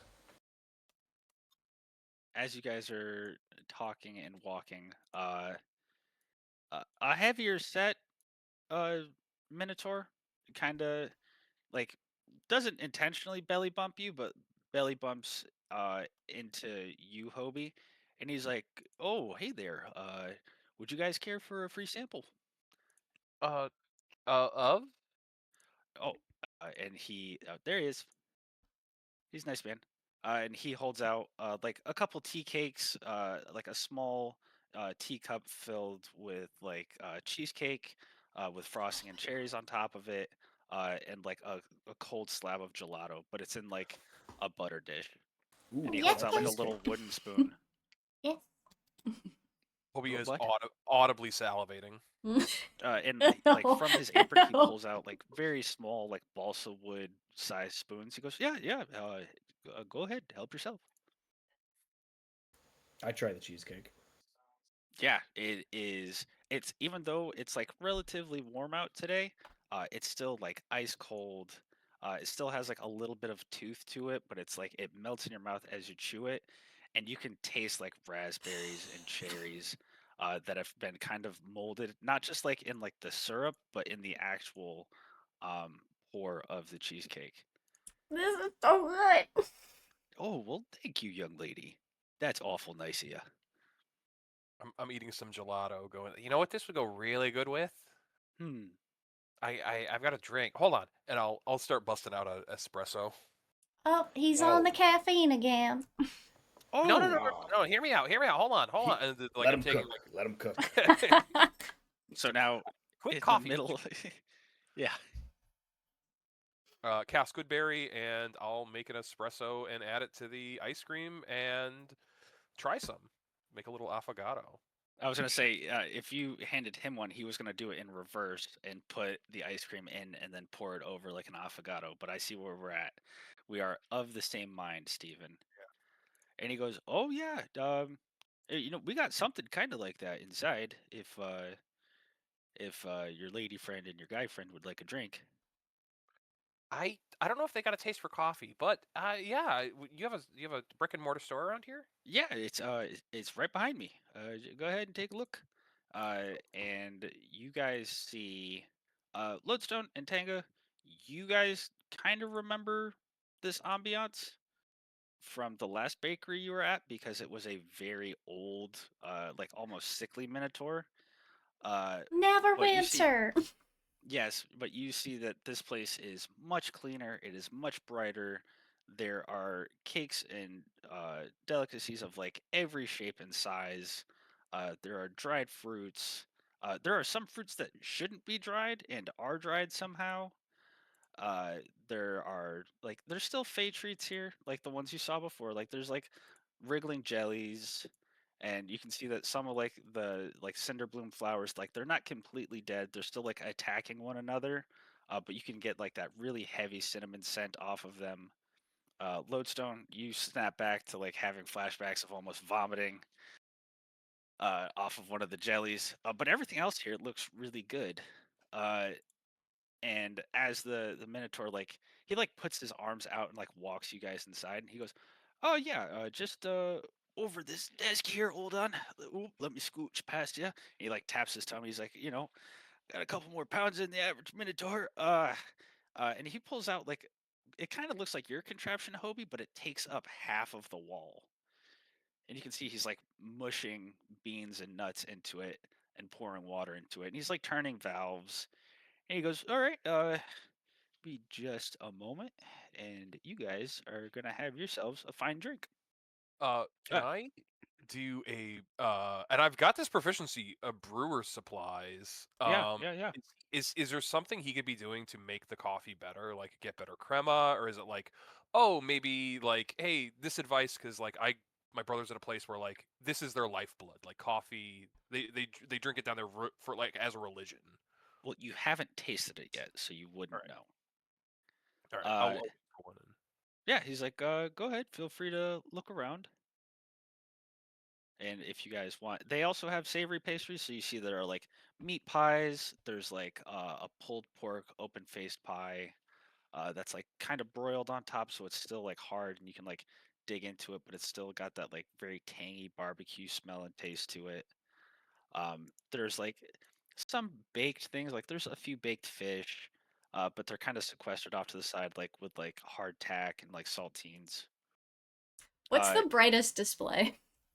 the brightest display is the Yeah. one like the neon green jellies that are like they're sentient but just barely, so they're just kind of walking back and forth into each other like lemmings. Aw. Yeah, they taste good though. I know. I can't do that again though, because I almost poisoned my friend. So what's next to them? Next to them is like a 7-tiered cake that has been cut into slices. And you see the slice that is removed. Every layer of the cake is like a different color, and some of them have like crystalline sparkles in them, so you can't tell if it's just like really sugary or if it's been like if he's put magic on it. But like when the light hits it, you can see that some of the layers have like actual sparkles to them. How much for a slice of that? Oh, it's 5 copper, ma'am. Oh, done and done. Oh, let me cut you off a slice. And he like pulls out like a little pie cutting thing and a plate from his apron, and he goes, "I'm gonna give you a little extra because you've been real sweet." And he like flops it onto the plate, and he goes, "Here you go, miss." Thank you. And he pulls out like a wooden fork out of his like top apron, little cubby. And he goes, "There you are. Feel free to dispose of the flatware outside when you take off. All right." I immediately shove an almost too large of a piece into my mouth. He is not perturbed. I guess the word is like he's surprised. Yeah. Oh, yeah. I know it's good, but geez, lady, you gotta slow down a little bit. You're gonna choke. I haven't eaten most of the day, sorry.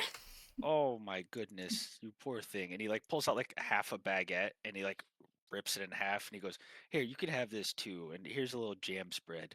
And he like pulls out his back pocket and has just like a little custard dish of jam spread. He goes, "Don't worry about throwing that out, darling. You just dunk the bread in. You can eat it when you're done with your cake." What I about you, gentlemen? give him a silver. Oh, that's nice of you. If you have a lemon blueberry bread, I would pay for that. Well, we've got lemon blueberry tarts. Uh, we've got. You're just looking for like a pound cake kind of deal, like a whole loaf. A whole loaf.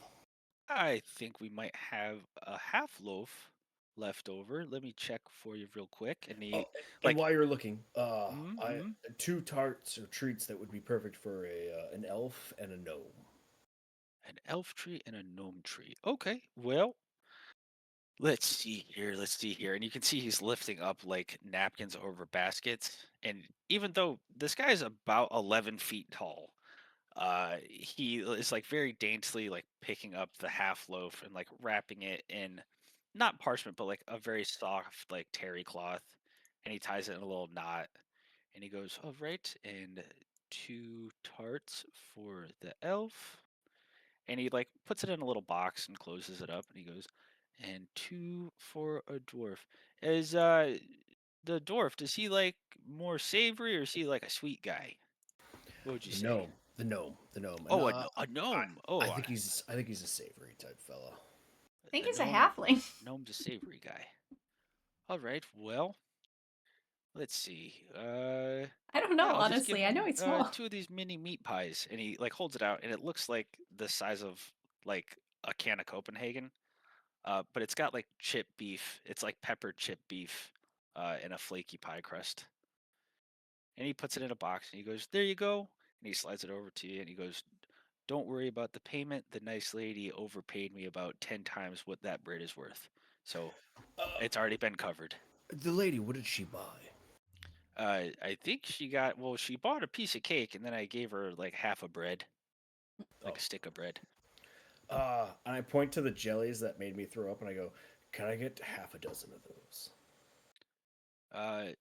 Yeah, sure. You know those things like will take off for like no reason, right? You're gonna have to Yeah. keep an eye on them. Yes. Okay, well, Unfortunately, I'm not a acquainted. problem. You're And so like for good. the first time, like he's been grabbing everything barehanded. He puts on like a very heavy, like a falconer's glove, and he goes, "All right, you little shits, here I go." And he like reaches up and over, and he's grabbing them from like the top of the head and plopping them into. Before it was like paper boxes. This is like a thicker wooden box, and you can hear sizzling, like as he drops them in. You can hear like the wood starting to like char and splinter a little bit. And he goes, "All right, there you go, dozen of those bad Larrys for you. Thank you. That'll be 6 silver." Absolutely, and I pay the 6 silver. All right, thank you kindly, sir. And if you feel like coming by again, please don't ever hesitate. I am the proprietor here, and this place is called Puff's Pastries. My name's Dorian Puff. My grandfather, Michael Puff, opened his first bakery in Neverwinter 500 years ago, and I'm carrying on the Puff tradition. You have a great establishment. You should be very proud of yourself. Oh, I appreciate that, sir. I'm very proud of it. I do what I can. And he like runs his thumbs like over his apron like they were suspenders.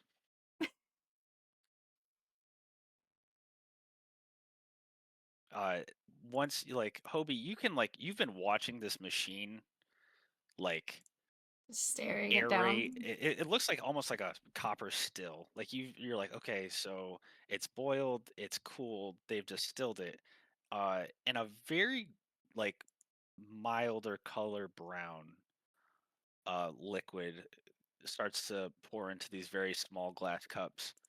And he goes, "Oh, you gotta do like a quick scooch of these things, or else it'll just pour all over the goddamn Scooch. desk." I haven't figured out how to turn it off like in little increments. It just, when it goes, it goes. You know what I'm saying? And he's like kind of like shuffling the cups back and forth till they're all level. And they're like, I would guess like a rocks glass worth of this liquid. It's hot, but it's not like piping hot. There's no steam coming off it. It's more like a warm drink. He goes, "There you go, friend. Help yourself."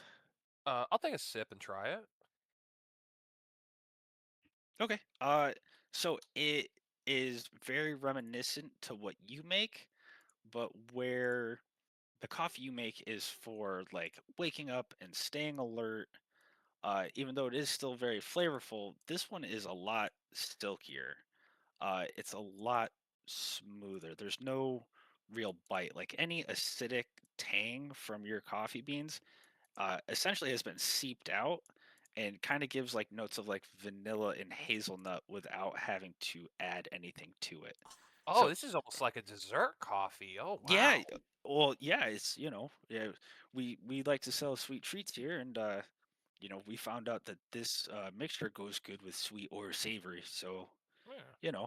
you can have your cake and eat it too. You know what I mean? You know what I mean? And he like reaches over to like try to pat you on the back, but you are way too fucking short for him to reach. No, this is good. Eh. So he Speaking kind of of hover hands you. yeah, speaking of having your cake and eat it too, and I pull out a list and crack my neck.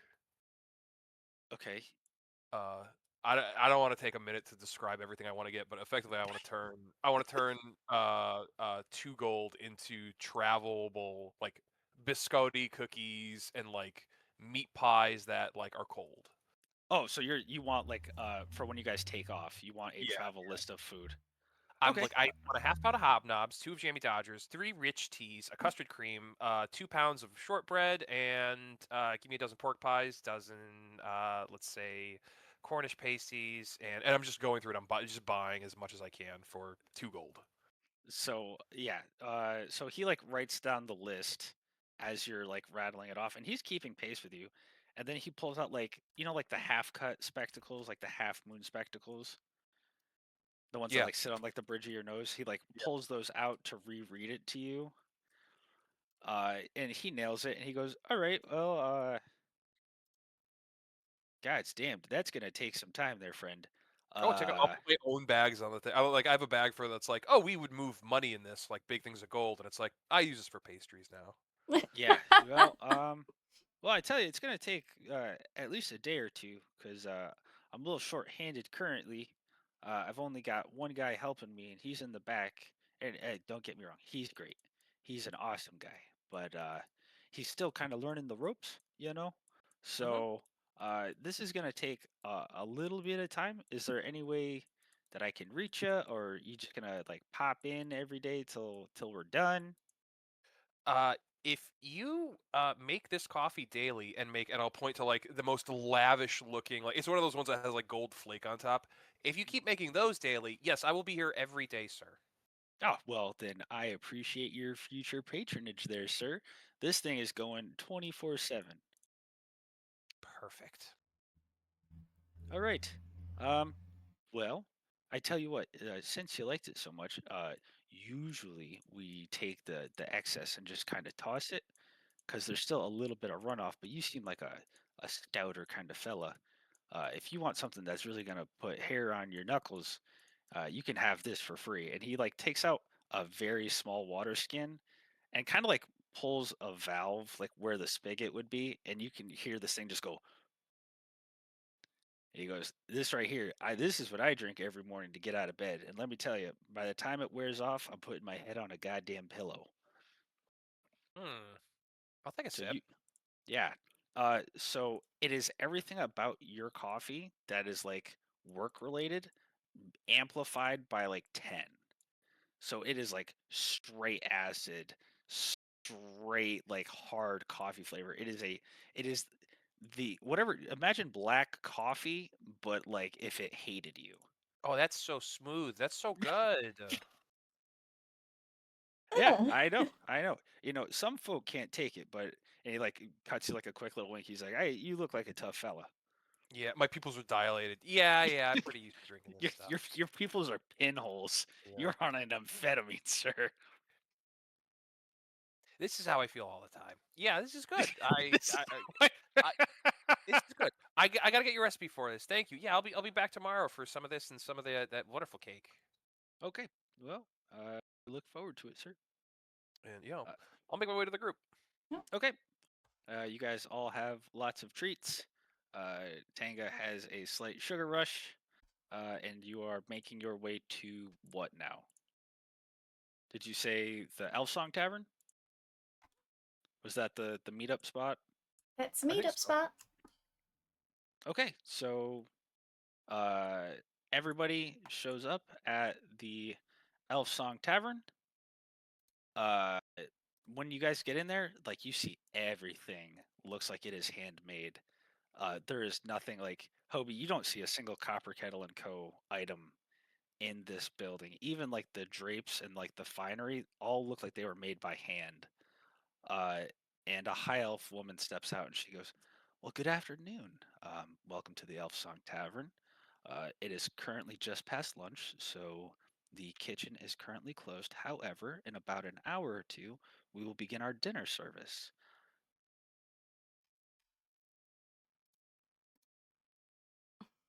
I just nervously look at Hobie because he's the one that wanted to be here. And she slowly like converting my armor back to like formal, like it's like okay, button up and everything, put the ascot on. yeah, like she's standing there like hands like interwoven like a hospitality like hostess, and she's smiling, but the smile hasn't moved, but her eyes have. She's kind of like scanning all four of you. Is there smoking in this establishment? There is smoking in the establishment, but you have to let us know so that our wizards can create an air plume around your table. Oh, if it's easier for me to do it outside, I can do that. Oh no, we would love your patronage, and if you're here, your happiness is our primary concern, sir. If you do pay for the dinner service or a room, all of that is complimentary. Oh yes, I think we will be getting a room, and we will definitely be having a dinner here tonight. Isn't that right? Oh, Toby? I'm just like shuffling one of my hooves nervously. Like I'm not used to being in fancy places, so I'm just looking from Hobie to Lodi, like, If you're looking for like social cues, I'll give you guys some like, oh, and yeah, you tuck that in there, and yeah, it's like, this, yeah, maybe can you prestidigitate clean? You know, I'm always clean, but I don't think I'm in a nice outfit for this place. Yeah, Hobie, I do have fine clothes. I just would need the room to change. she goes, there's no dress code required except for the dinner service. We understand that you travelers are coming from far and wide, so it's the least we can do. We've made a special exception in this tumultuous time. Right, I am not from around this area. How much would a room be? Oh, well, thank you for asking, young lady. A room is 10 gold a night, and the dinner service is 25 gold.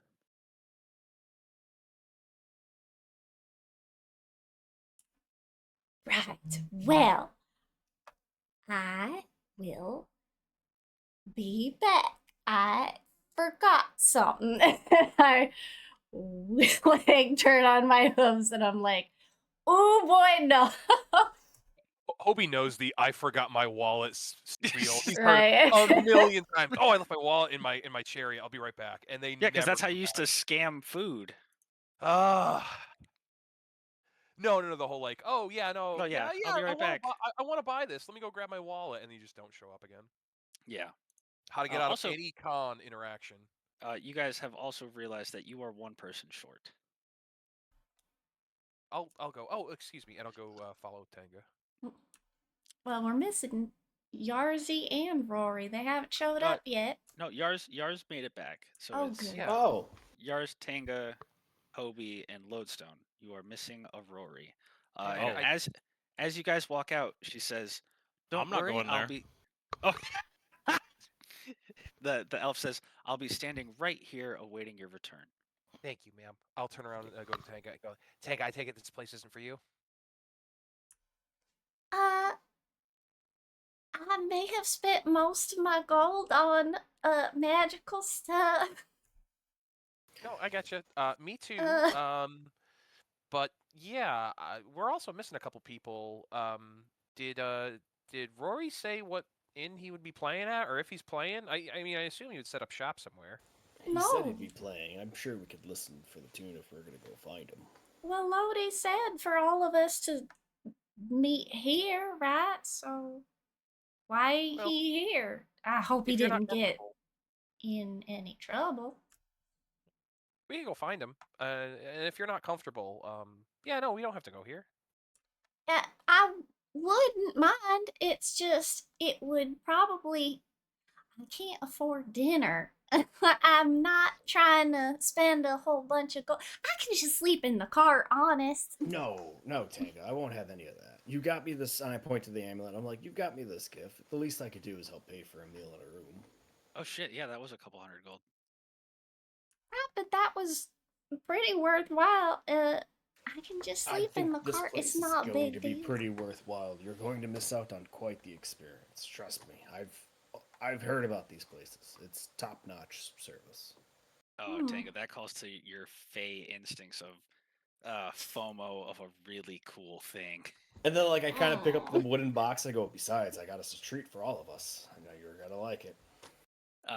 Tanga, you know what it is because you can hear like the tops of their heads like racking the wooden box.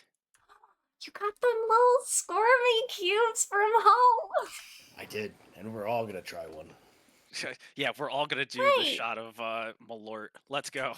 Wait, didn't you get sick last time?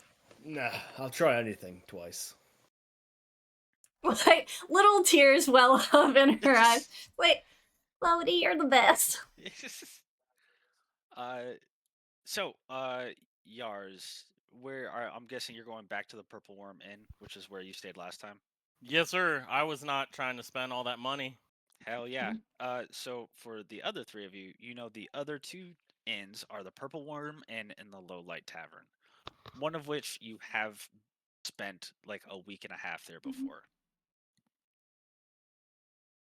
And if you guys heard that pop through my microphone, that was my jaw. I did. I thought that was your mic. Jesus Nope. Christ. Yeah. I'm a veteran. Get help. Yeah, so which one are you guys going to first? Low Light or Purple Worm Inn? Do you think he went to the one we were at when we first met up? Maybe. Wait, where was the inn we met? No, we met him in Luskin. Yeah, you did. He didn't know that you guys were at the Purple Worm Inn. You met him. Oh, I was talking about Yars. Oh yeah, well Yars, Mm. yeah. So Yars would have probably defaulted if you had to guess to the one that you guys went to because he enjoyed it. All right. Yeah, you want to go to Low Light Inn? Oh, that Purple Worm is the one. Oh, right, Purple Worm? Sorry. That's okay. It's worth It's hard to checking. remember. Yeah, let's go. Okay.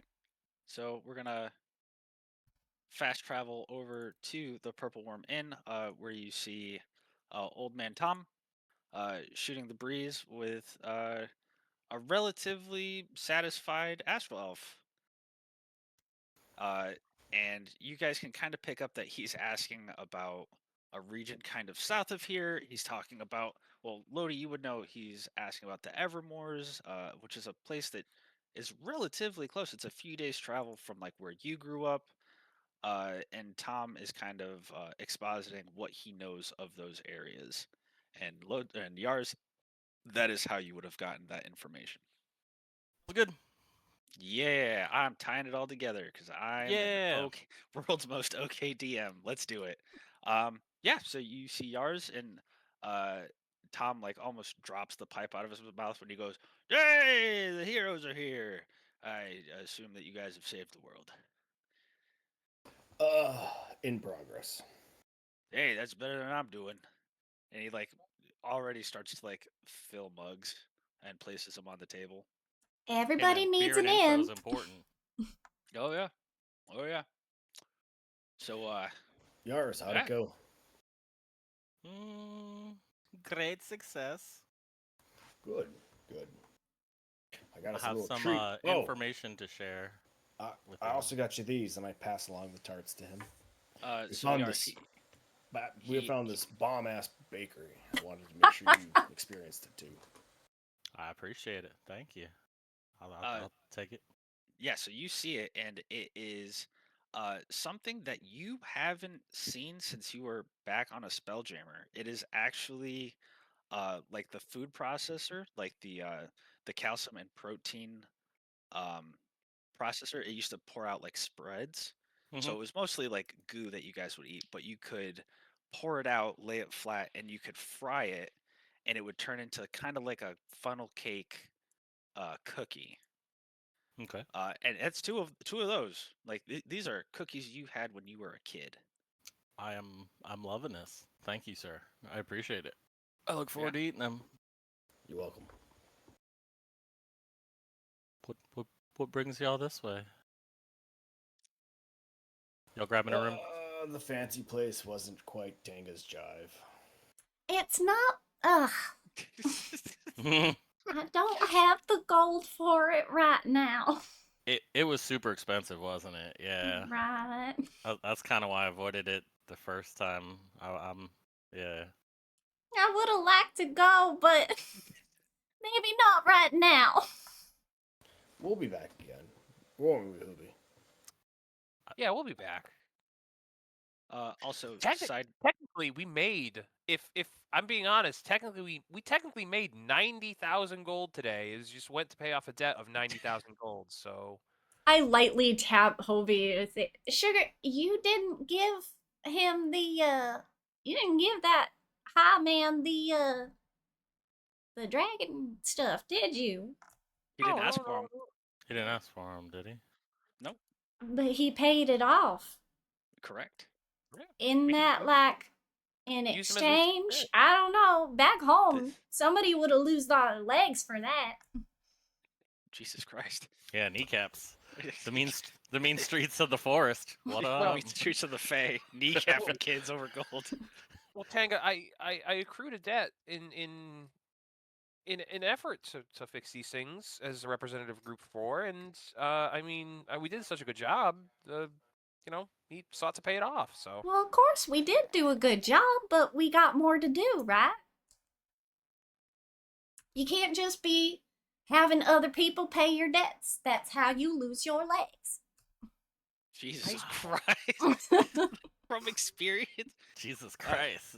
Me, the DM Billy, is sitting at the tail end of the bar, just drinking a beer, going, "Oh my god, that's terrible." Tanga, did you originally have normal legs and you got like kneecapped, and now you had to replace them with? Oh no, Hooves? sugar! I am a satyr. My legs and my tail are very real. These Just are not curious. my original horns, though, nor are my ears. Really? you can't just Right. pull him over. Oh, you just Ask trade some. My legs are real. No, you trade some. Sure, I did.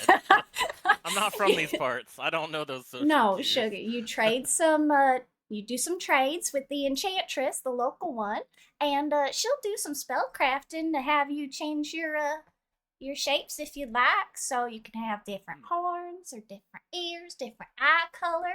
It's like when y'all go to the hair person, right? So Tom, but like as he's like looking and cleaning the glass, he goes, "It's a barber." Right, that one. Mm-hmm. I As think you guys my are, enchantress is a hag, but like she's real nice to me.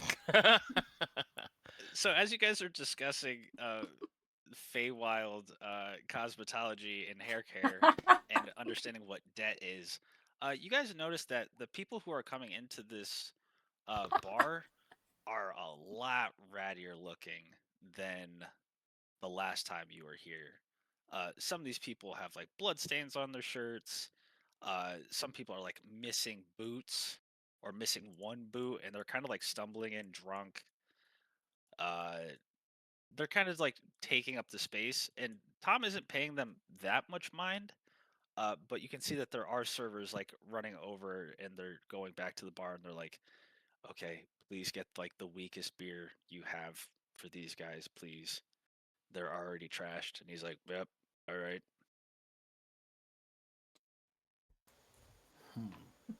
Yaris, have you seen Rory yet? Yeah, I'll look at Nope. these guys too and be like, I'll talk to the barkeep and be like, yeah, did the fighting pits get out or something? Where are these guys coming from? Lowlight Tavern's currently shut down. There was a riot or something out there. Is Lowlight Tavern near any dispensaries? Well, there's that cook druid. He's like a couple. Yeah, I mean he would be close enough to the Lowlight Tavern. He says he's a druid, but I'm pretty sure he's just a drug dealer. My lost senses are tingling, guys. My lost senses. Yeah. Do you think we should pair a tab here and go collect Rory? Let's get rooms and let's go look for Rory. So as you guys are talking about the pay, Tom like waves his hand. He goes, "You're still assigned to Baldur's Gate. Last time I checked, you guys still have 2 days free here. So I'll have your keys ready when you get back." Ooh, Thank you, thank Tom. you. Of course. It's nice to see you guys again. Good seeing All right. you too, Tom. Thanks, miss.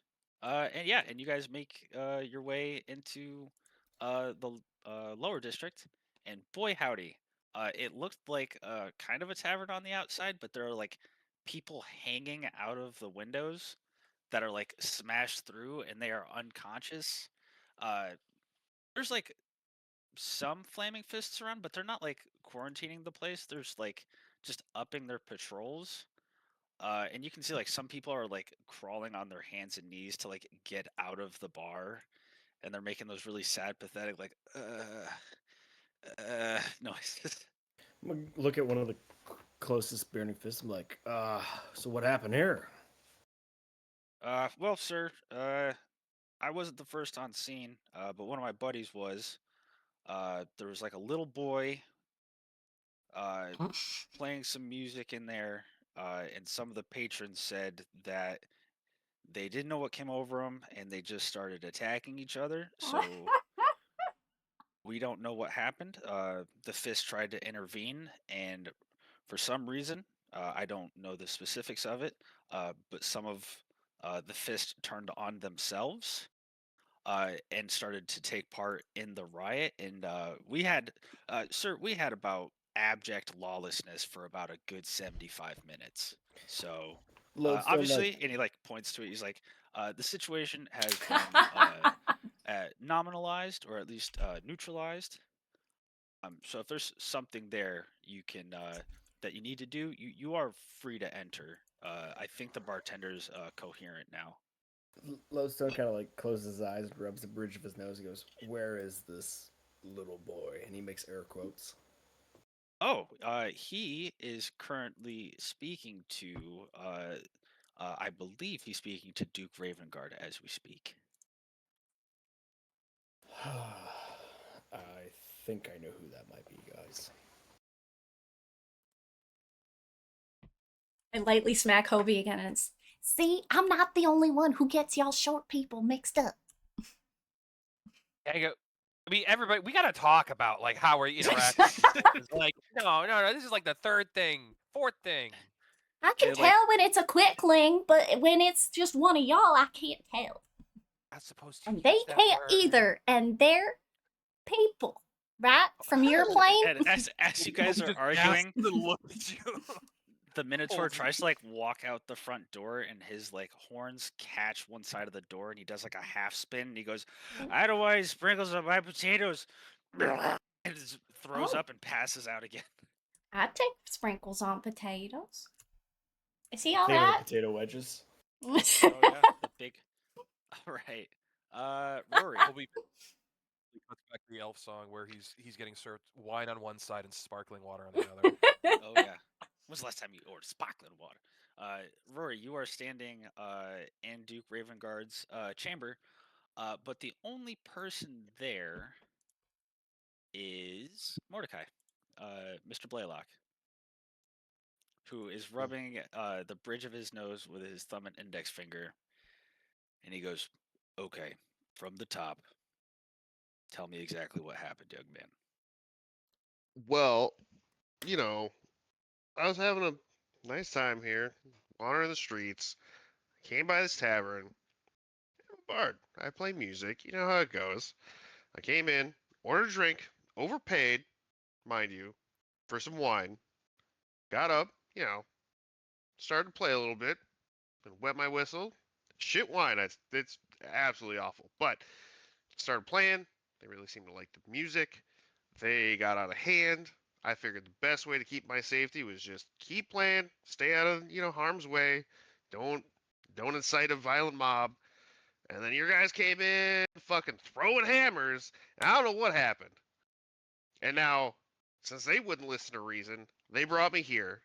I didn't do anything. Except play. Bing, bing, bing. Right. So you swear that you didn't use any magics or you didn't tempt any of these people to attack each other? I didn't make them do anything. All right, well then, do I have your permission to look into your mind? For what? To see if you're telling the truth. That's kind of personal, sir. Yeah, well, as it stands, I am, and he like taps the chair. He's like, I am currently convening whether or not you should be charged. With what? Inciting a riot. Oh, that seems a bit extreme, sir. Well, these are extreme times, son. Yeah. Yeah, I mean, from my point of view, I didn't do anything.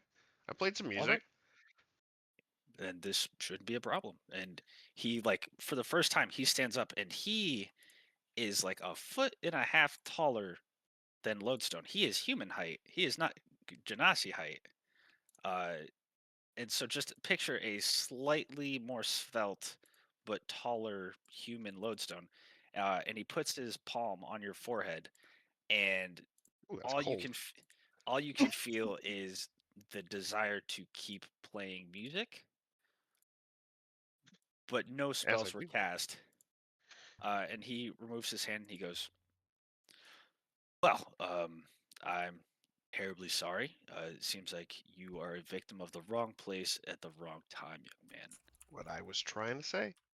And now that I have credible proof, I can now back you. I So, appreciate that. and I appreciate you keeping an eye out for my son. How is he, by the way?" And he like pulls out like a pencil and he like starts like scribbling like back and forth on a piece of paper. He's not writing anything. It's just kind of like a random hand movement. I mean, I don't need to look after him. He's fine by himself. I'm aware, but like, is he eating? Is he taking care of himself? Is he getting? Is he getting into trouble? That guy? That's the most boring guy I know. I Uh, mean, I no need to, no means to offend, but like, yeah, he's on the straight and narrow as far as I'm concerned. I think that's why we don't hang out a lot, though. I like him just fine, but we seem to be on kind of different wavelengths, you know. Yeah, he's not inciting that riots like you are. could not make me happier. Oh, hey, now. See, see, words can hurt even if they're not meant to. Yeah, And well, he gets up and he like motions for you to like turn around and walk down the hallway, and he starts walking alongside you and he goes, "Yes." huh? Well, you said, "Well, hey." Oh, well, yeah, no, I took your point from the last sentence you said there. I mean, I got it. I mean, Oh, good. There's wisdom in it. hmm hmm Well, I'll make sure that the Fist know that you are not a person of interest and you are not at fault. And if I had to reason, and he like reaches into his pocket, he goes, "Oh, never mind. I believe your friends are on their way here as we speak. can I Uh, see what he's holding in his hand? you can try for a perceptions check." Oh, okay. I mean, if it's not clearly visible, I'm not trying to like No, look into his pocket. no, he's like, you know, like if you get a text message from work and you don't want to like Oh. show everybody it, he's like half in the pocket looking to see Oh, like, yeah. okay. I'm clear. I'm getting the fuck out of here. Uh, all right, Mr. Green Whistle. You have a wonderful rest of your day, and please do me a favor and stay away from that place. It's trouble. Oh yeah, fucking yeah, it's a one-time thing. I assure you. Excellent. And he hands you like 1 copper, and he goes, "On me, and enjoy yourself," and then closes the door. Uh, uh, He's old man. He doesn't have Werther's originals. He got a shiny quarter. I'll make my way out, and Yeah. strap the loot to my back, and just take a walk around. Yeah, so like as you round the corner to walk into the street, guys, you see Rory, hair kind of mussed, cheek not completely black and blue, but like mildly swollen, a little blood on like the side of his head. Rory, you okay? Uh-huh. I point to the cheek. Who did that? The Flaming Fists, Oh, when they tackled me to the ground for playing music. were you playing the new guitar? Let's see, only guitar I have. Ah, So why did they tackle you? Mm, What do you mean? They don't They just more do like- that. All these ones do. Kind I of start police looking brutality, around I like say. nervous that I'm gonna get tackled. So yeah, like you are still in like the foyer of like this giant castle, and you can see like a bunch of fists like standing there with their spears, and they see you looking around, and they just kind of like do like the really quick head shake where they're like, "We don't do that. That's not like." No, it wasn't Yeah, them. Oh. I just give yeah, a Roy quick puts his nod, hand like, over the oh, fist face. okay. Not him. Not him. He's not one of the tackle men. Nah, I think we should get out. Your dad's a funny guy, by the way, Lodestone. He gave me a copper and told me to be on my way. He's a pious man. What? What's happening? He likes pie? No, I know what it means. It doesn't make any sense. No, I don't know what it means. What does that mean? He's a holy guy. He likes yours pie. Is a holy guy. I like pie. He doesn't have a lot of earthly possessions. He doesn't have a lot of money. He'll wiggle around the castle. Okay. Yeah. This isn't his castle. He's mostly traveling. He's like a It's his missionary. vacation one. You mean to tell me you don't have mansion money? You don't have vacation castles? Come on. No, we definitely do not. Lodestone, Well, we we'll found keep up our Rory. baby. Lodi, do you need to talk to since you're here, right? Now is a good time than ever. I guess I'll meet you guys back at the Purple Worm. I've got bread. Good, love bread. Right, so we're staying at the Purple Worm?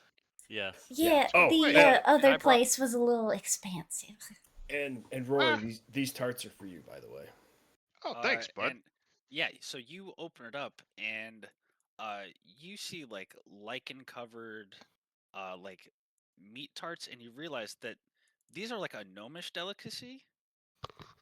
They're not a halfling delicacy, but they're still like pretty good. Nah, I knew hey, store-bought is fine. Store bought's just as good. These were homemade by a Minotaur. That's pretty good in his craft. A for effort. Love it. Sorry, I'm not going back in there. So I'll meet you No. guys at the Purple Worm. I'm gonna see Yeah. if they want any live music. Yeah, I think I have to do this solo. Ah, okay. Well, good luck, bud. And I give him a little salute. Thanks. Give him a little slap on the butt. Psh, good game. Rory, Oh, yeah. no inciting of violence at a new I- place, right? I didn't incite anything. Like as Yeah. we're walking away, I'm like, don't do that. I'll play the harmonica. Tom would be yeah. mad. I'll play the harmonica. That doesn't make people. Do you fight, know how to right? play the ocarina? I got one of them. I'm sure I could try. It doesn't look too much different from any other woodwind. It's It's fun. not going to be the greatest. It's not That's going to be fine. my. I could try to standards. play with you with my ocarina, but I think you like the spotlight. That's fine. I could share a stage. You saw me with the dwarves. It's fine. I don't mind. We'll just continue this while we walk back to her. Yeah. Yars is disassociating. Tell you what, you start off. I'll follow along. Yeah, you lead, I'll follow. Do you know a lot of Feywild tracks? Okay. No. And as you you'll guys- follow. as That's you- what I. Okay. Oh shit. Okay, so fuck me. Lodestone, as you like, I don't know, prepare yourself. I don't know how you would prepare yourself to like go talk to your dad. Smoothing out the tabard, making sure there's yeah, no yeah. blemishes on the armor, polishing anything, looking at the boots, like Yeah, making sure making my yourself dig look- line's good. Ooh, not the 1/8 gig inch line. above the breast pocket go the medals. Yep. The chainmail goes one half of an inch above the collar. Yeah, and you step in, and your father is. I mean, just with the way the hallway is built, it looks like he is miles away, and it is a long, quiet march up to your dad. Just awkward footsteps, scale mail clinking up to the desk, hand salute to the breast, bow. Good afternoon, sir. And your dad returns the salute and stands up and walks around the desk and pulls you in for a hug. I hug him back. He goes, I thought something terrible had happened to you. And you can feel him like running his fingers through your hair on the back of your head. Sir, I've been fine. Nobody seems to mind. I'm doing okay. I know, but allow a father his ability to worry. Here, have a seat. And he like motions to one of the 3 chairs and pulls out like a very small box and pulls out like a half-cut Cuban cigar. And he goes, I know you started doing this, so just go ahead. Oh, thank you, sir. Of course. And he puts one in his mouth and he lights it and he lights yours. And he goes, would you care for something to drink, son? Yeah. Wow. Drinking with my father. Huh. Yeah. That is correct. Every son should when he grows up. And you see he like pours from like a decanter. And it's like I mean, it's whiskey adjacent. It's very powerful and there's not a ton of it in it. And he sits down next to you and he like holds the glass out to like wait for you to like clink it with him. I clink. All right. And he takes like a very, very gentle sip from it. Uh, and even like with how strong it is on your nose, his face doesn't give any purchase to like the burn of the alcohol. And he goes, so, uh, looks like you're slowly becoming, well, you and your friends are slowly becoming heroes of the Sword Coast. That's wonderful. I'm incredibly proud to hear it. Yeah. As I take my sip, like my little measured taste sip, and I set it down, I go, yeah, really all by happenstance, or interesting little race to traveling peddler, and next thing you know, we were all just the ones gathered around outside Baldur's Gate, and we got dubbed Group 4, made it all the way up to Luskin and back, and encountered our fair share of dragons. Pretty interesting time. And the great part is, they all hold their own. It's it's really something. Ah, well, then the Red Lady had her eye on you from the very beginning. I don't believe in coincidence, son. And I don't believe that a foot race would take you all the way to Luskin and back. And he like ashes his cigar.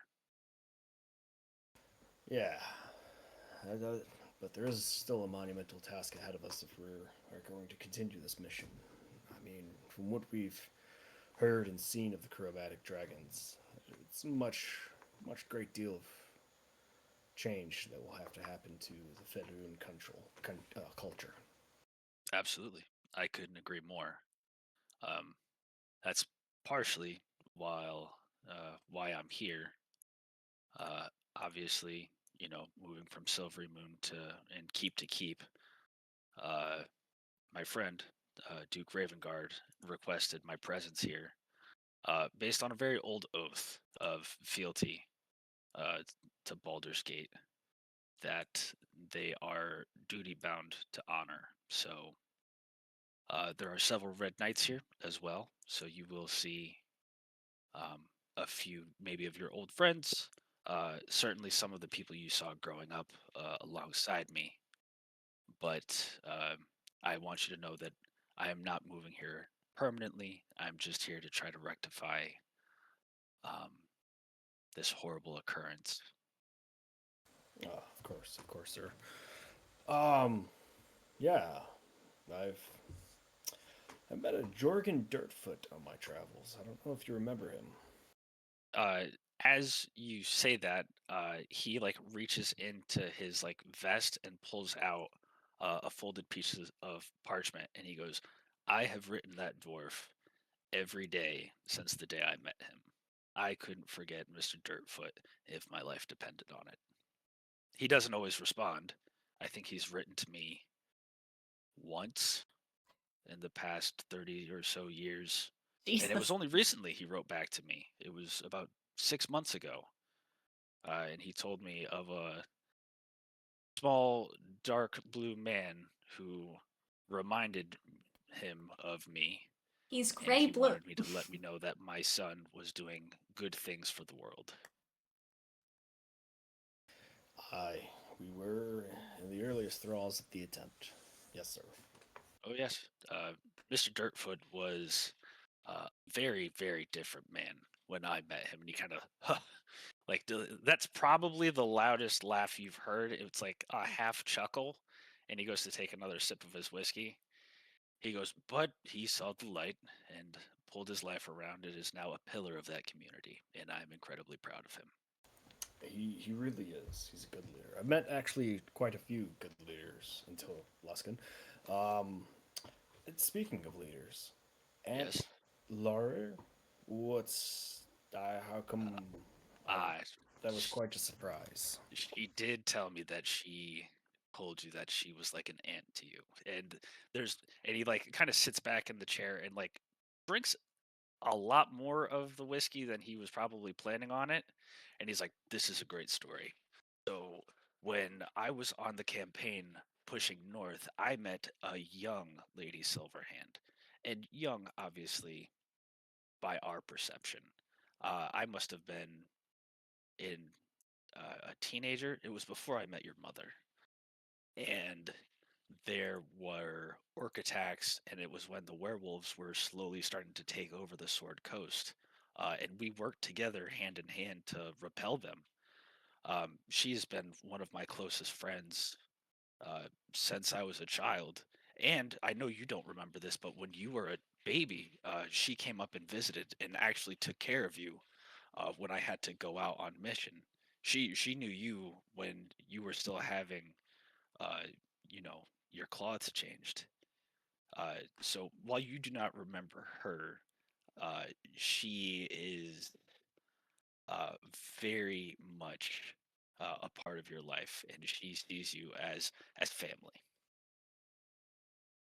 But no, she we do not have any actual familial relation. Sir, no judgment here. But yes, she was quite helpful when we were in Waterdeep. So I think That she lucky is. stars. Oh yes. Oh yes. Ah, and I heard that you went up to Luskin. Is it still a cesspool? It is an amalgamation of lawlessness yet orderly conduct of a certain nature, I will say the least. No, they certainly know what they're doing. How is Phineas, by the way? Lively. Good. He's rough around the edges, but deep down, he's a good man. I will have to take your word on it. Oh, I promise you. When he first met his wife, he proposed to her 4 separate times. And he now has the cigar in his fingers and his hands are like interlocked. And she said no every single time. And he cried like a newborn baby every time. And it wasn't until she was abducted by pirates, he got on a canoe, son, and rode into the ocean and absolutely eviscerated that ship to save her life. And when she saw him as a stump, I mean, he looked terrible, Lodestone. The last thing he said before he collapsed was, "Will you please marry me?" This is what she told me. I wasn't there, of course. I was on shore. And when he came to, she was there. That man has a heart of gold, but a brain full of rocks. He's definitely a persistent type, I can tell that. Oh yes, absolutely. But I'm glad you've learned a little bit more about your father. Um, I never thought it would be appropriate to tell you these things while you were growing up. So I'm glad now that you are a grown man, um, you can hear a little bit more about my history, and it does my heart good to know.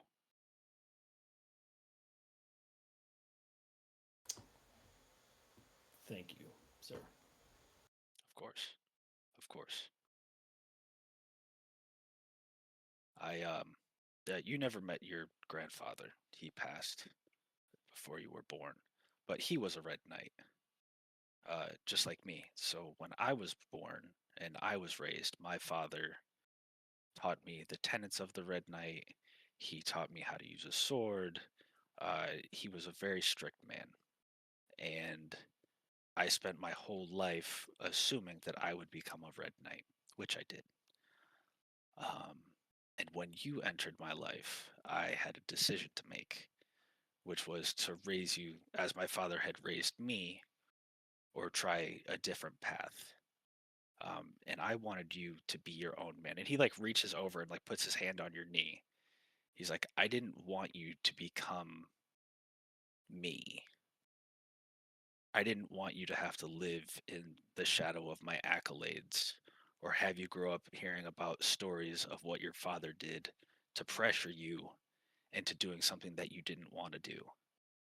This whole, and he like motions the cigar around the room. He's like, this whole task that you've endeavored, you've done on your own free will, and I could not be more proud of you, son.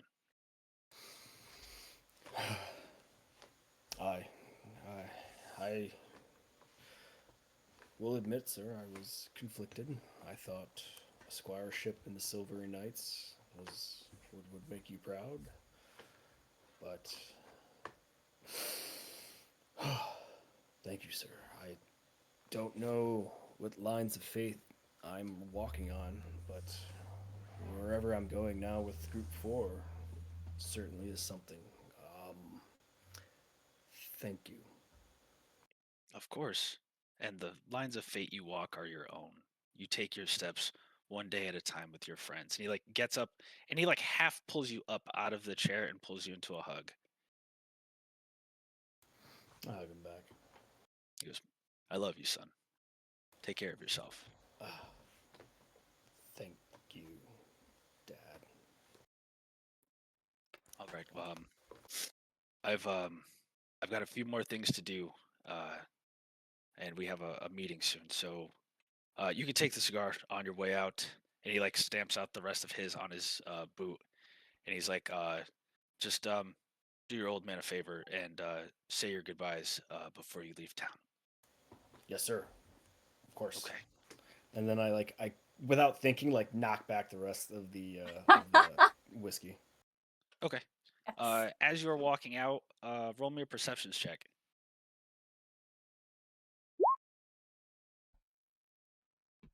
Yep.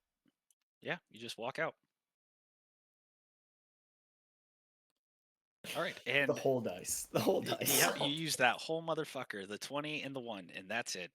Okay, 15 minutes over, not terrible. I'm happy with that. You guys did a big thing.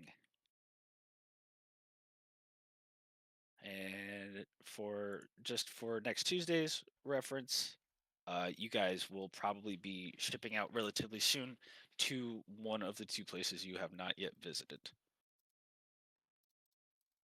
For railroading's sake. Okay. Well, there's 4, right? Well, Yeah, there are three that aren't done already. Yeah, there are 3 that aren't done. One of them you already know the route to because it's water deep, and then 2 you have yet to explore. Rory, I'm going to give you exactly 1 extra experience point for starting crime, which was not on my bingo card for tonight. I didn't do anything. Yeah, so you get exactly 1 extra XP for getting like a star level in GTA. You hear that, kids? Crime pays. Yeah, yeah. Oh No! yeah, do it No. all the time. Lots of it. Bitches, gripes, complaints. How's everybody feeling? Yeah. Is everybody good? It's good. Oh, yeah. Okay. Cool. Well, What XP do you have, by the way? I think my number's off, or I didn't do something. I have 27,251. How do you have 27? I have 27,250. What? Oh. Yep. Okay. Yep. You're lagging never- behind, squad. Oh. I Well, we never- should all be the exact same. Yeah. As long as everybody shows up, we all get the same. Yep. Well, we keep getting boosted to the next We one, did get so that yeah. one boost. Yeah, that's true. I gave you guys. So- I gave you guys the boost. So, yeah. I am a kind god. All right. Ah. I was All right. off a little. Great session. That was fun. Yeah. So I'm just gonna say, like, in terms of like chapters, the formative chapter is done, and the kid gloves are slowly going to come off. What are you So talking about? What? People hit already. I don't need no Oh, more. yeah. Those kobolds had +2 weapons. What do you mean the kid got Yeah. coming off? no, yeah, no, yeah. They I got said better what weapons I said. than I do. I said what I said. All right. Yeah. Just do me a favor. Reread your character sheets. Use the entirety of your character sheet, because where you guys are going to start adventuring, it is going to require you guys to use all of your character. That's You know terrifying. when to. Joke's on you. I'm gonna die. Just have you ever seen that meme where he's like, SpongeBob, it's a bomb, and the Krusty Krab explodes. You just see his body go flying. That's Rory. That's Mhm. Rory's body is just flying through the air. Guys, I can't stop playing. Okay, but everybody's good. Everybody had fun. Oh yeah. Yes. That was fun. Mucho burrito. Goodbye, everyone. Night night. Till next week. Later. Later.